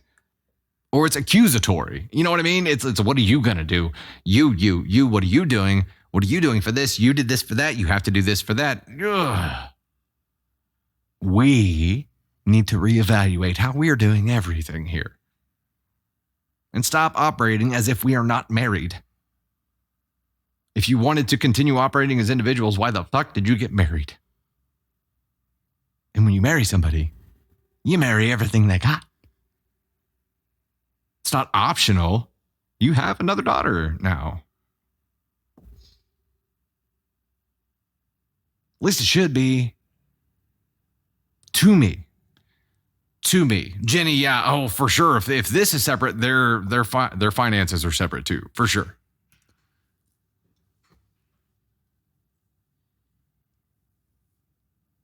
Not asshole for not getting present, but asshole for being roommates. And I think the whole thing is I think their ire and probably his are misplaced right now. The problem isn't the present. The problem is the entire fucking structure of your marriage. The communication, the individualism. What are you doing? Do you live in separate homes too? They're neighbors. Brittany, literally write a book on blended families and I'm buying both my parents' copies. Yeah. Kimberly, if they clearly treat him like he's not her dad, then he's not her dad at gift time either. I understand that. And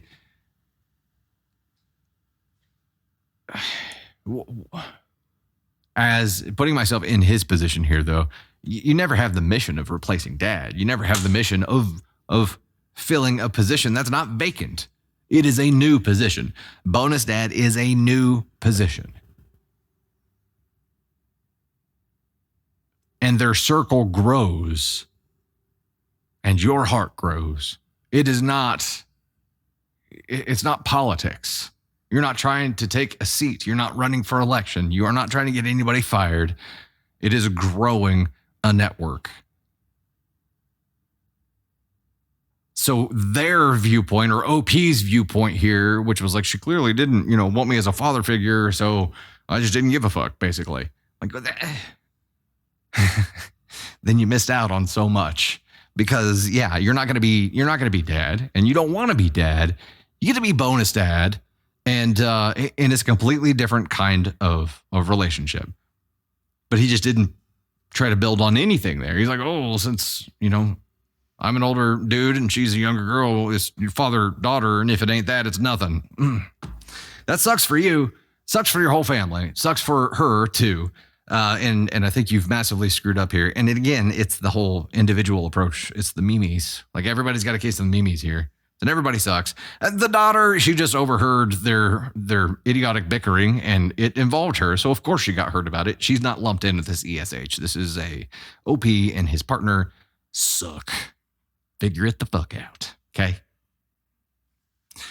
And you're probably not going to be able to do that on your own. So I would highly recommend getting into some counseling because navigating these feelings and trying to get this spaghetti mess unwound is going to take some work. It's going to take some help. So counselor. Counselor, you have hereby been sentenced to marriage counseling. Congratulations. And we hit the finger heart goal. Heck yes. We'll dive into that here shortly.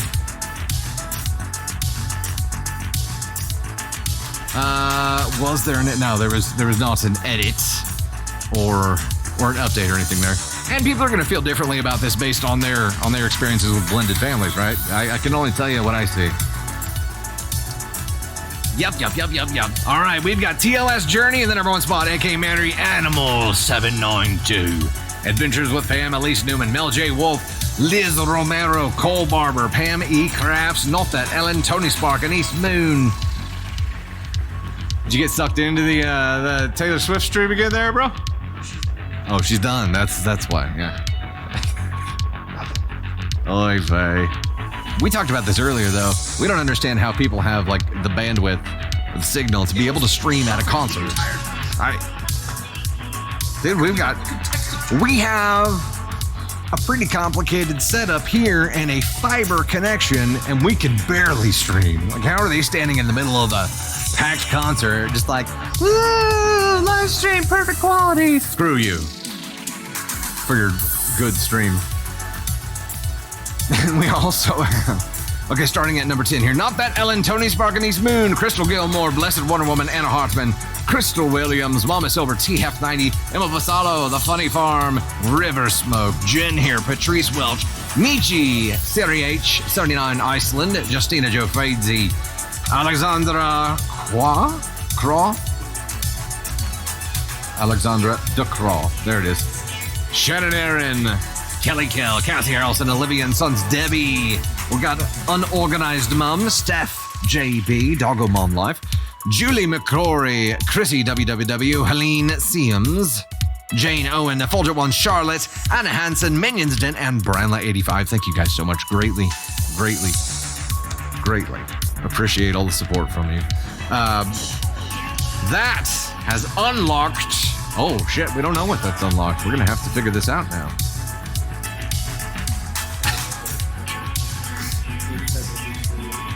Eagle dude, okay. Hold up on this.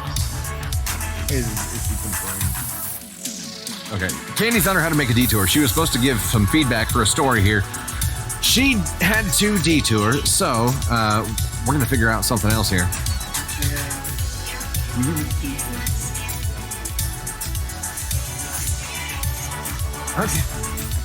Okay.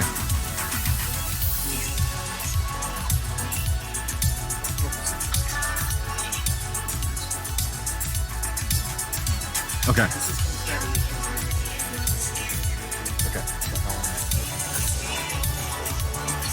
Oh, okay. We got it. No, wait, no, that's not. I don't know. Just let me think. We've been thrown into complete tailspin here. So I think what we're gonna do is we're gonna beef up the next few. We'll do something small right now, but we're gonna beef up the goals for the next few. Okay.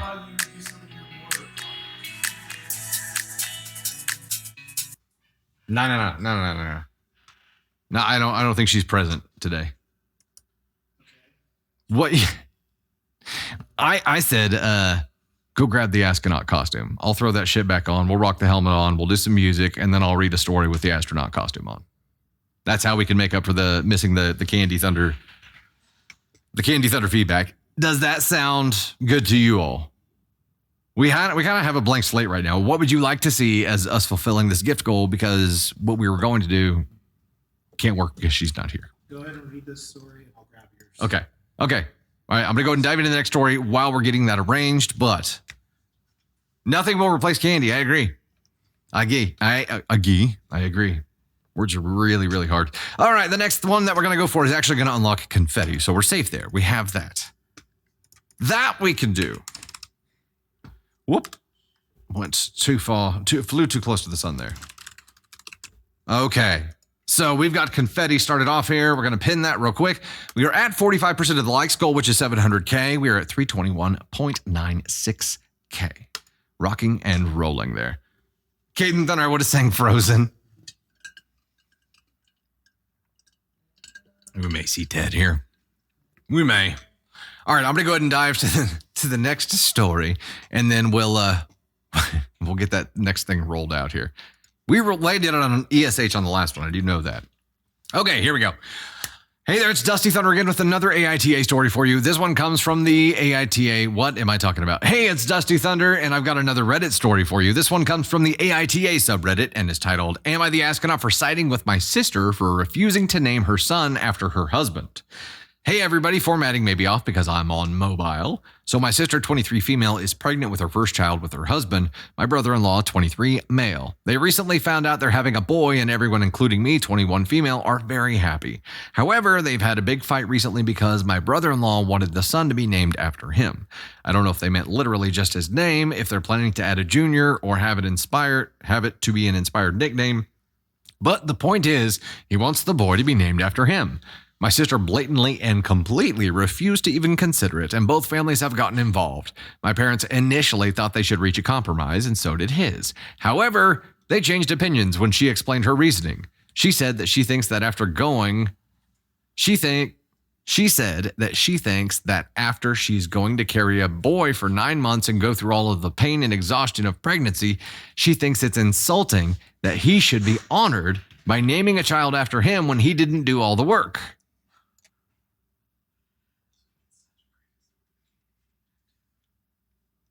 She also said she thinks that naming a child after their parents strips them of their identity and makes them seem like property too, so she would never do it regardless. So once again, the family suggested a compromise, maybe a reference to him or a name he liked, etc. But she just doubled down that she would never consider naming a child she labored over for her husband, who does nothing but gets the snacks in any respect. Now, I agree with her completely and thought her logic made sense, but both parents are very offended by her and say she has no respect for her husband. Her husband tried to talk to me personally and was furious and told me I was enabling her cold mentality when I said that I supported her. So am I the astronaut for supporting my sister's reasoning for not naming her son after her husband? There's a little response from OP at the end, but it's post feedback. So let's talk feedback here. It keeps getting worse, right? I mean, Keely, yeah, I agree. Here in the beginning, I was like, well, I mean, I get it. You're doing all the work of, growing the baby. Hopefully, hold up, time out. Hopefully you're not doing all of the work. I understand you're growing the baby. You have to push the baby out. Like it's incredibly taxing for your body, and you're doing what should be like 99.9999999% of the work. Hopefully he's stepping up is what I'm saying. Hopefully he's stepping up and being active and being engaged and is involved and isn't just sitting on the couch drinking beer, eating Cheetos, and then saying, you better name that biscuit after me, babe. You know what I mean? Hopefully he's stepping up. Hopefully he's stepping up and he's involved. But this sure seems like almost a worldview stance that as a couple, you want to get to and discuss before you're having a baby. How far along was she? How far into this are they? She's pregnant. They recently found out. Okay, so they found out the sex of the baby. How far in does that happen? Because it recently happened. 3 months? I froze. Am I frozen? Too far already. 20 weeks. 13 weeks? 20 weeks? Okay, so they're just now getting to the point where they're like, oh shit, those are your beliefs. Okay. This is going to be a tough one to navigate through. In this, I understand her logic at first for wanting to do that, but then it just keeps getting worse and worse and worse to the point where she's, She's just completely disregarding his existence, basically treating him just as a sperm donor. And if that's who he is, that's one thing, but he's at least there. And if he is involved, it is my worry here is that this is a precursor to a much more complicated rest of your fucking life, bro. Know what I mean? Like if you're going to be carved out of everything and you're just going to be insignificant, then life is going to get a lot more complicated. Let me read off, or let me get to this goal thanks real quick, and then I'm going to read the response from OP, and I'll read through some of your feedback. Hold up. Or thank the gift. Go ahead and give your response. Then thank the gift goal.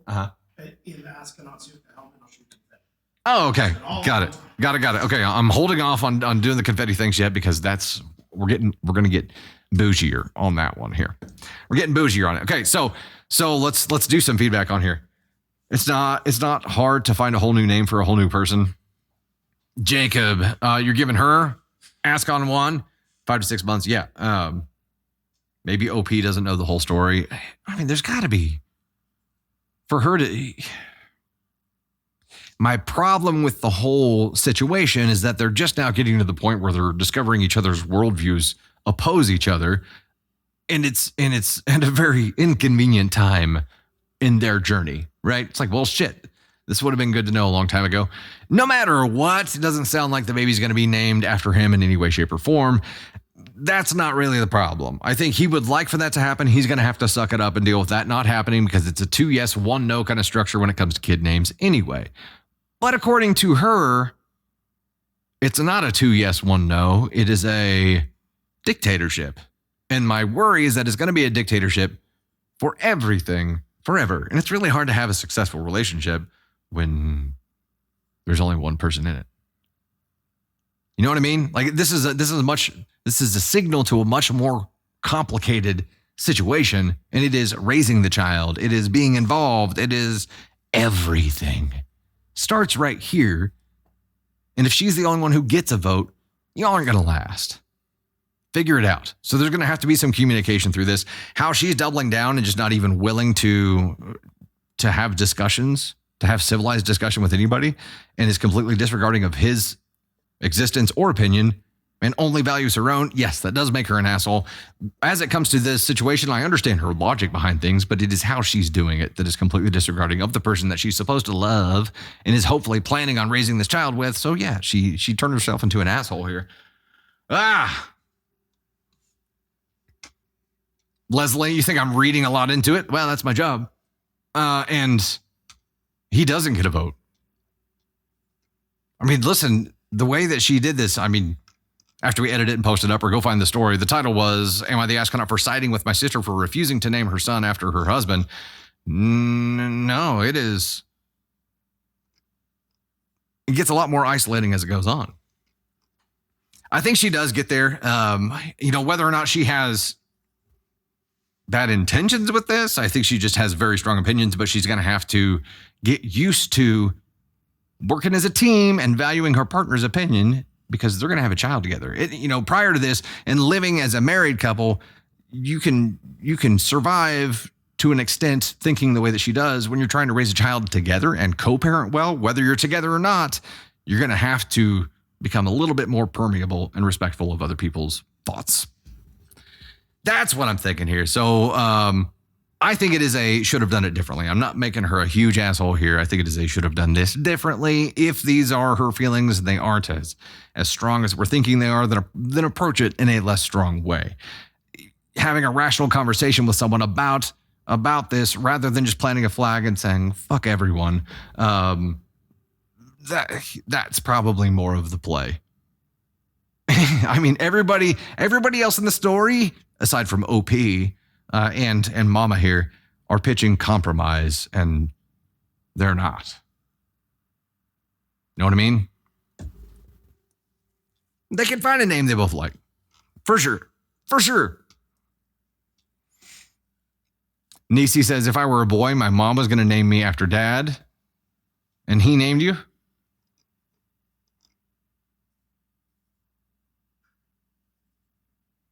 Doesn't the kid already get his last name? It's a good point. I mean, but not, well, unknown, but good point. What if she's just like, look, I'm planning on leaving his ass and I really don't want to be, I don't want to be having to holler out the name of the person who I hate. So yeah, it's not going to be any kind of relation to that because I plan on forgetting him within a few years. Hopefully it's not that kind of situation. Okay, now we've got something fun. Are you going to vamp for me for a second? You want music or no music? No music? No music for Tony. Okay. I'll hit the music when you come up. Okay. Gotcha. Which is which one? I'll bring it back down. So that one on the right. Okay. Okay. Okay. Time. It's like it's the Oscars. He's got a little wardrobe change going on. Our setup is a little more janky than Taylor's. Yeah. It's not quite the quick wardrobe change. Is helping me change. Yeah, it was. He's working on it. I mean, I feel like it's moving along pretty quick. Are you gonna go with the probably the nicer one? For this? Yeah. I don't think the other one goes with this outfit. Yeah, probably not. It's too vintage, too authentic, and we don't want people to think like you're getting ready to get in the space shuttle and go somewhere because it's so authentic of a helmet. Oh my God, it's Dusty Tyler. I mean, honestly, that was a pretty quick wardrobe change. I'll give it to him. This is how we're making it up to you. We're making it up to everybody. We're not having Candy Thunder here by adding this on to that one. I wish I covered my beard just a little bit more, but It's kind of funny to look at your hanging. yeah. Confetti just fell out. Confetti fell out of the helmet. Confetti falls out of weird places, man. Hey-o. Hey, sweets. All right, let me thank some people here. Right quick. We've got C. Mike. Not reading the last name. Yeah. Fool me once. Fool me twice. Cole Barber, Animal, Mimi Houston, Adventures with Pam, A.K. Mary T, Les Journey, Michelle Heather, Liz Romero, Lori T, Blessed Wonder Woman, Emma Vassallo, and then, Jerry Ligo, Patrice Welch, Cassie Harrelson, Rosalind, Kimmy. We've got Get Jazzy on it, Elise Newman, and Never Cry Over a Guy. Thank you all so much. Can you take me seriously while I'm wearing this? Hello, Mama. She's back. Candy Thunder's back, everybody. So I'm sorry. I'm sorry that I look like this.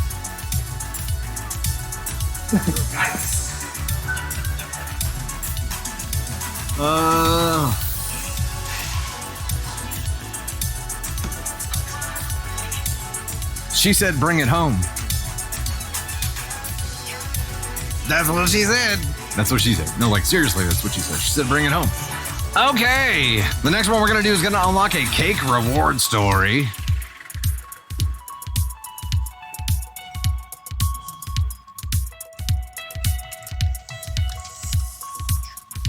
Cake reward story. There we go. We are going Tiny Dinies.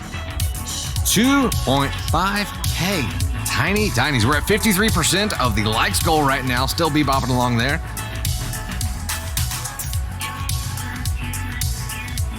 Hello. Cake and candy? Yeah, I'm hoping we can get her roped back in for feedback on the next story since she's back now. I don't know how long she's back for. Are you back long enough to give feedback on the next story that we do? I don't think this makes up for your presence. Yeah, you were the goal. No, we did not tell them it was Ava's fault. You can explain that. Yeah.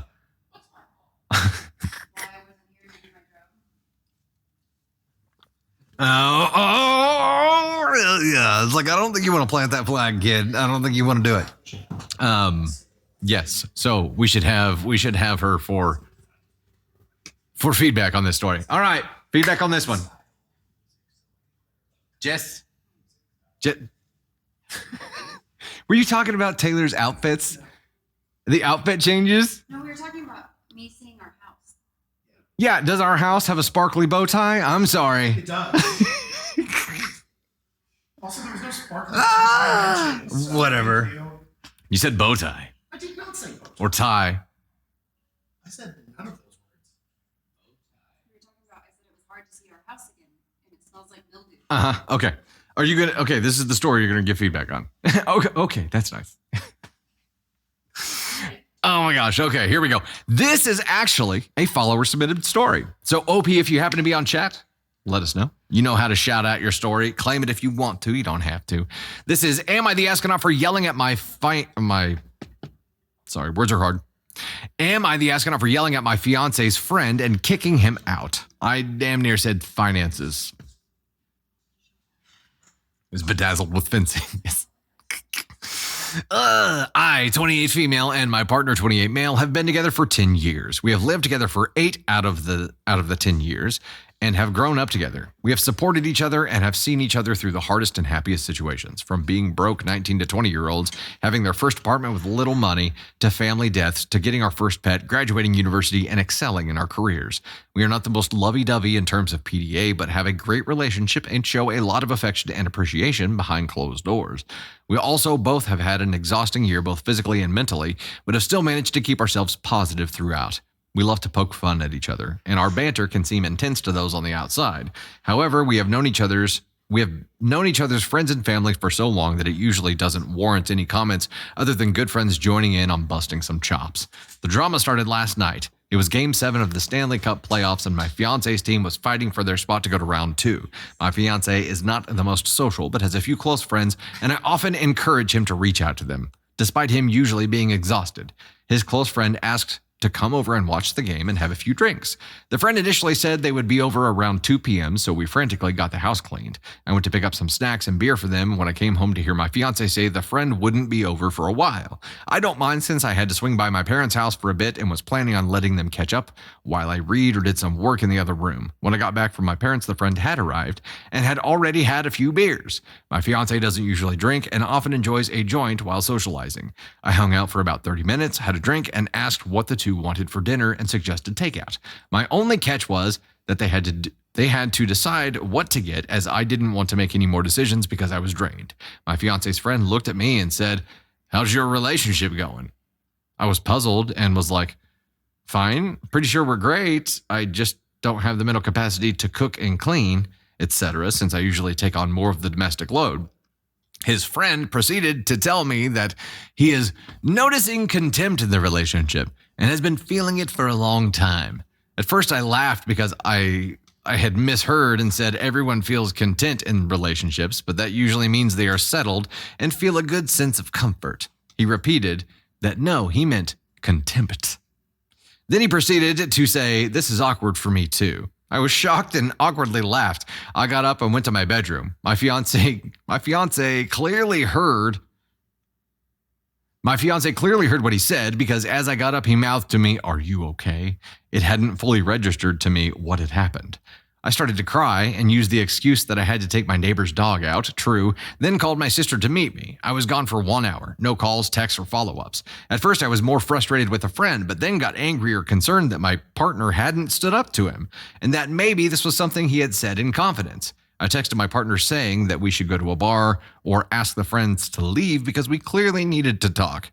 I heard nothing. Like I said earlier, I encouraged my fiance to reach out to his friends because he is a caveman with technology, so I didn't doubt his phone was out of reach or eyesight.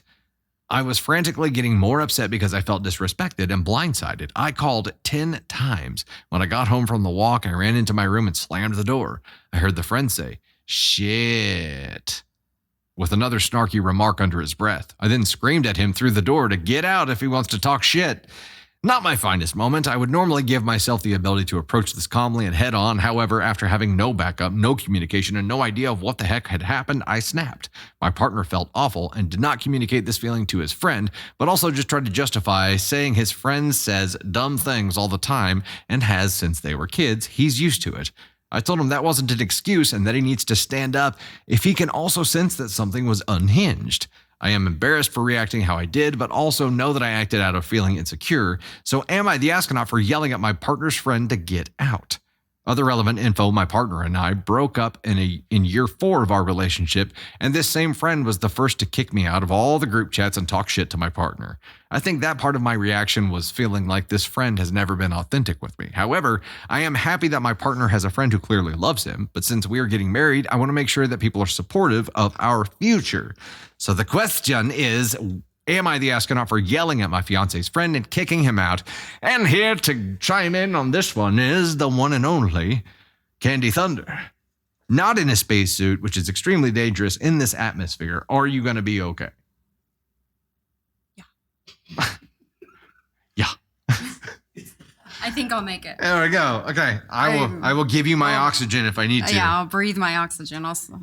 Do you want the helmet? Conserve my breath. No, I do not want the helmet. Are you sure you don't want the helmet? I'm 100% sure. 110. Okay. What is going on here? I'm like, this is a lot. That's a lot to unpack. If I had a random friend come over and sit down and they said this kind of shit. I mean, I think everyone in chat who's been here before knows what I would say. So I'd be like, excuse me? What just came out of your mouth? And then I would look at Dustin and be like, handle it. Your friend, handle it. And by the time I returned to the room, I would hope that the friend was no longer there. I would hope that it would have already been handled by me. You would say something. You would be like, excuse me? If somebody was talking that kind of madness in our home, I'd be like, whoa. You don't get to comment on the contempt in our relationship. You want to ask Dustin why there's contempt in our relationship? Go right ahead. What did he do? Did you see the fear in my eyes? I'm scanning my memory for the past few days, being like, oh shit, what did I do? What did I do? What did I do? Yeah, I mean, to me, to not even say a word, to not answer the phone calls, to not address the friend, it seems to me that the fiance said something to the friend.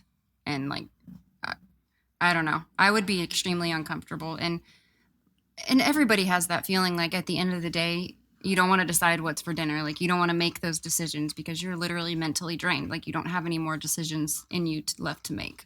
And I understand where she was feeling.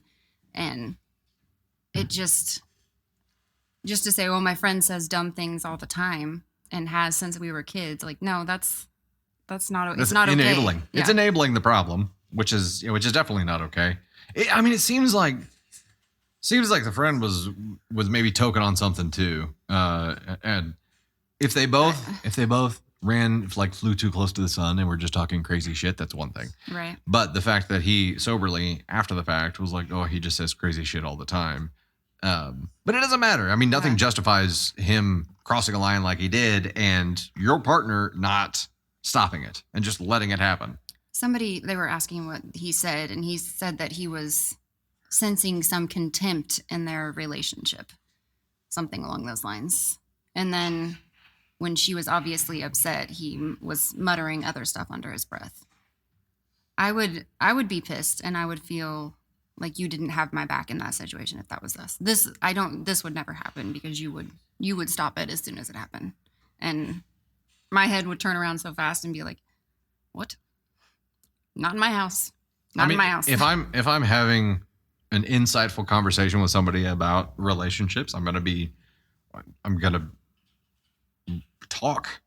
So it sounds like her partner just sat there and just let this guy talk his ass off the whole time. But I'd be like, why do you think that? Because I feel like we're in a really good spot. We do this and this and this together. It would be a conversation, not somebody just on a soapbox talking to hear themselves talk. And it seems like that's who the friend is. The friend is the kind of guy who just wants to hear himself talk. I'm like, what kind of relationship does this friend have? Is he married? Does he have like a long-term girlfriend? Because I think the friend is single. That's just my 2 cents. He's the guy that thinks he knows everything, but literally has no experience. There's a reason he's single. Yes. It's because of the shit that he's doing right now. Yeah. He's just actively repelling people, except for the few people in his life that are just like, he's just weird. And also this friend, like she said when they broke up in year 4, that this friend was the first one to remove her from. Yeah, all the group chats and stuff. And if that had happened and then this happened, like to me, that person would not be welcome in our home. Okay, he's taking off the suit. Yeah, so I wouldn't tolerate someone doing that to Dustin in my house, and I don't think Dustin would tolerate someone doing that to me in our house. I think that's just it's a very, very weird dynamic. I think he's also, it's like his bro. Like he doesn't like his bro. Yeah. Oh yeah. Like, I think that's Someone go school. My ex best friend used to insert herself into giving advice. Yeah, I think, especially like in a marriage and a partnership, that you have to be careful about what you say to other people, because they will turn around and use that against you. And it doesn't mean that they're trying to do it to harm you, or it's just you have to be careful. Like when you get into a fight with your partner, in that moment, you're very upset and emotions are running high. So I think you have to be careful about the things that you say, because you don't want to present your partner in a bad light to other people when you both had emotions running high and you both stepped out of line. Like, and it's going to happen. But I think just be careful about, like, if you need advice on something, I would talk to somebody who's a neutral party, not someone who, like a therapist or something like that. Because your friends are, and I told this to my brother when he was going through relationship issues, and I'm like, my first interest is you, so I can't see past the fact that you're hurt. So I'm automatically going to be on the defensive for your feelings. You can't and be unbiased. Yeah, my you being taken care of and you being happy is my first priority. So I feel like you're going to have to talk to someone who knows, who isn't your sister. That's my. I get it. That's the adult way to approach it. I do feel like sooner I saw that too. I do feel like this guy just wants his drinking buddy back, right? Right. And is like very, very transparently trying to break them up. So he can he blames her for that and is trying to, if anything, seed problems to break them up so he can get his drinking buddy back. And he's seeding problems by pretending like they're already there. And that just makes them real. I mean, it did cause some tension. So his fucking crazy drunken method worked somehow. But what you described as a healthy way to approach it. And yeah, of course, you have to be careful and understand people's motivations too, right? So understand when you have biased people that you're talking to. So, Nails by Kissy said, talking to a trusted friend for advice is one thing. Talking shit about your partner is 100% a no-no. Yeah. Yeah. And I think, just remember, like, if it's out of the norm for your partner to act that way during an argument or something, like, give them the benefit of the doubt. And if it repeatedly keeps happening, then obviously it's an issue. But I wouldn't tell people, like, I wouldn't paint them that way, like that's who they are, because I think it's just going to cause more issues down the road. Well, they don't have the context. No one has a context but you, right? And well, I think, like, the people, and you say there's always 3 sides to every story: your side, my side, and then what actually happened. Mm-hmm. And you're always going to view things differently, even if you're not trying to, like, blow it out of proportion or make it look like you're a victim. Like, we're always going to see things a little bit differently. Yeah. So I think it's just making sure that you now be mindful of what you say. Caveat: there is obviously a point where you have to start speaking up to the people around you if you are entering into a situation that, leads to abuse of any kind. Obviously, there's a situation where it's not talking shit about your partner. It's establishing a network for help. So at what point, I don't know, there is a complicated path there of, like, not talking shit on your partner. Well, at some point you got to start communicating that to somebody, but there's an obvious, I say obvious, but there's a point when that transition would happen. Right. And I agree. I did something that could happen, like, in this moment. I did see something about, like, if somebody talks down to you or says something to you that is an insult, this was an insult to her. You ask them why they think that. Mm-hmm. Don't just let them talk shit. Why do you think our relationship is in contempt? Why do you think this? And then just stand there and look them dead in the eye and wait for an answer. And if they don't have one, be like, I'll wait. And I would pause the TV, turn off the game, be like, tell me why you think these things. I would Winston this situation so hard, and I'd be like, yeah, why? Ask them why. And I'd be thinking, I need to do this in a really mature, civil way, but I'd be standing there going, why? Why, damn it? Why?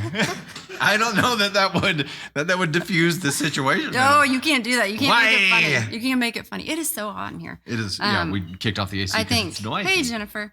I think but making sure, like I saw that and it was like, if somebody does something that's like a backhanded compliment or some kind of like, why do you, Why? you can say it like that if you want. Pam, I don't, because I spent the first 30 years of my life taking so much bullshit that I just was like, no, like I met my quota and now I'm done. I think that, Really, when I got with Dustin, Yeah. that's when it happened. yeah. And I don't know what, No, it was me realizing not listening to the shit inside of my head and making my own decisions. which happened after Yeah, I did. after year 1 of marriage, right? Yep. Yeah. Yep. Because he was an asshole, so I had to. That I had to ain't figure my something shit you out. graduate from, mama. Okay. I just keep getting Guys, stripes. we're kicking on the air because it's hot. We are kicking on the air. Yes, sir. Okay, we've got a couple minutes. I'm going to go through one more story. Bye, guys. Thank you so much, Candy Thunder. Bye. Muchas gracias. Bye. Bye. I broke her give a damn with year 1 of marriage. That's entirely possible. It wasn't easy, and I'm still an asshole. But yeah. And Callie, I saw your message earlier. Yeah, we were supposed to be live yesterday. We got hit with a tornado Monday night, so we're still recovering and reeling from that, and managed to pull one off today instead. So you don't graduate from that, Elena. Yeah, that would be awesome. Magic Drop agreed. She's gotten a lot more comfortable being on cam and offering her opinion, and yeah, has no qualms about anything now, and was very nervous to start getting on camera and in content. So yeah, tremendous amount of growth there. All right, diving into the last story. Last story. We're at 1601 of 25 hundo on our Tiny Dinies. We are going to have a VIP after this where we will do Wheel of Thunder. So stay tuned for that as well. If you are part of the VIP, you will have access to that. Also, we're only at like 62% of the like goal. So we have a long 63%. It's a long ways to go. There's a lot of tapping to do Also, in about 4 minutes. You were definitely in AskCon 1 earlier when you made me believe that you had read a story before. I forgot I did that.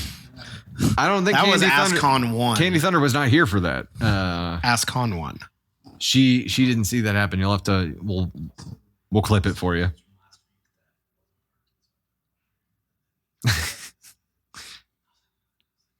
It's yeah, I forgot about that. I feel like I played it off really well though. I'm excited to see that playback too. Okay, here we go. This story is from, I got to do my intro the right way. She wants me to, yeah. Hey there, it's Dusty Thunder again with another Reddit story for you. This one comes from the AITA subreddit and is titled, Am I the Astronaut for Moving Out of My Parents' House When My Brother and His Family Moved In? There was a whole lot of unnecessary backstory I will leave out. I rented my parents' house after they retired and moved south. I paid slightly below market rate. The plan was for me to save up and eventually buy the house at a great price. They would then give that money to my brother as his part of their estate. My share was the subsidized rent and the very subsidized purchase agreement. Everyone thought this was fair until my brother's wife started running up debts they couldn't cover. This led to them losing their home and needing help. I love my brother and my nephews, so when my mom asked me if they could move in, I talked to my husband and we agreed. We are in the process of adopting 2 siblings. We are in the process of adopting 2 siblings, but we are not there yet. It was only going to be temporary, so why not? Half off the rent for a few months would totally help us with the down payment and expenses. They moved in February. When March rolled around, I transferred half of my usual rent to my parents. My mom called to ask me where the rest was. I said I assumed that Brad was paying the other half. Nope, I had to pay all the rent. I asked why I had to pay for them to stay in my house. My mom said it wasn't my house yet and that I was being mouthy. Oh no.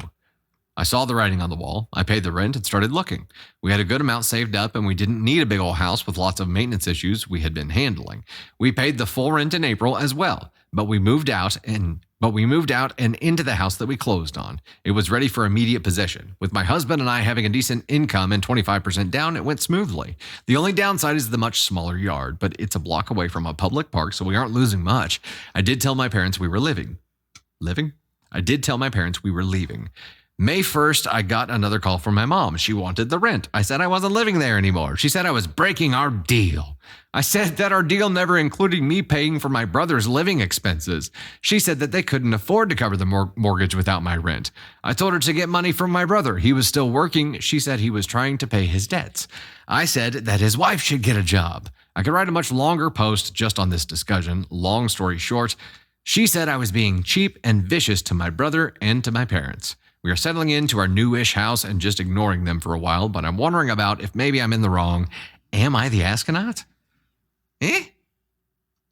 Hell no.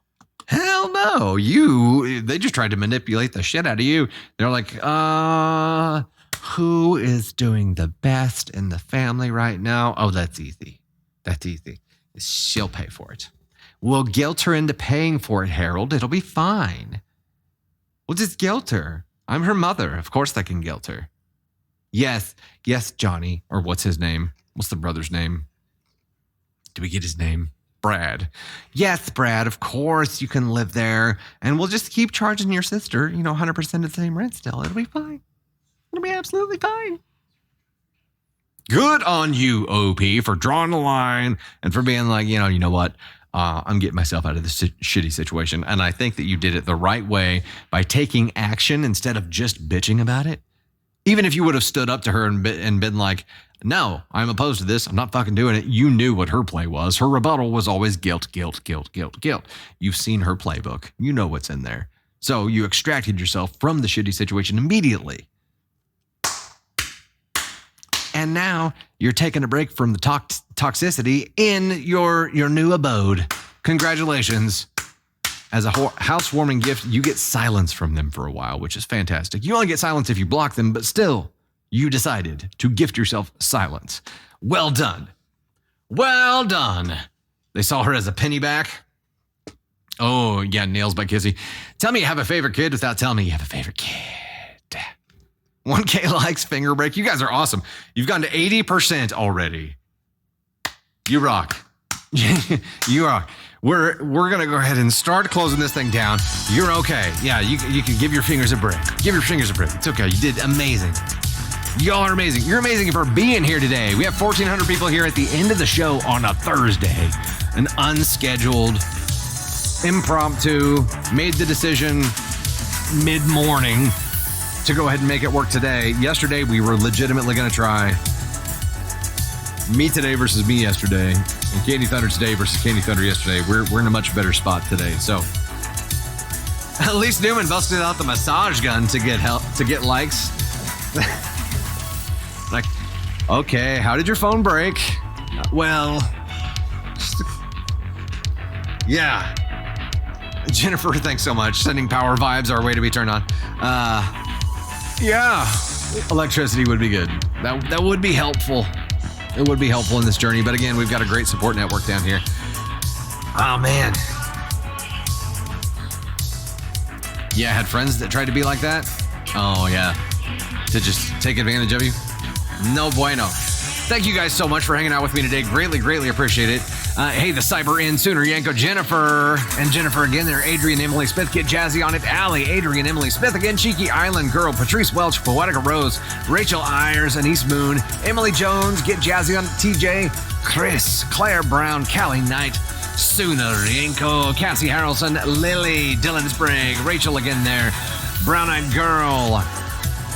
Thank you guys so much. Drea, see you there as well. Mary, Mimi Houston. We've got Rachel Bandy. You guys are awesome. I know I'm missing some people, but Chris, Mom Bear, Cyber In, thank you guys so much. Greatly appreciate you being here today, for being patient with us as we get through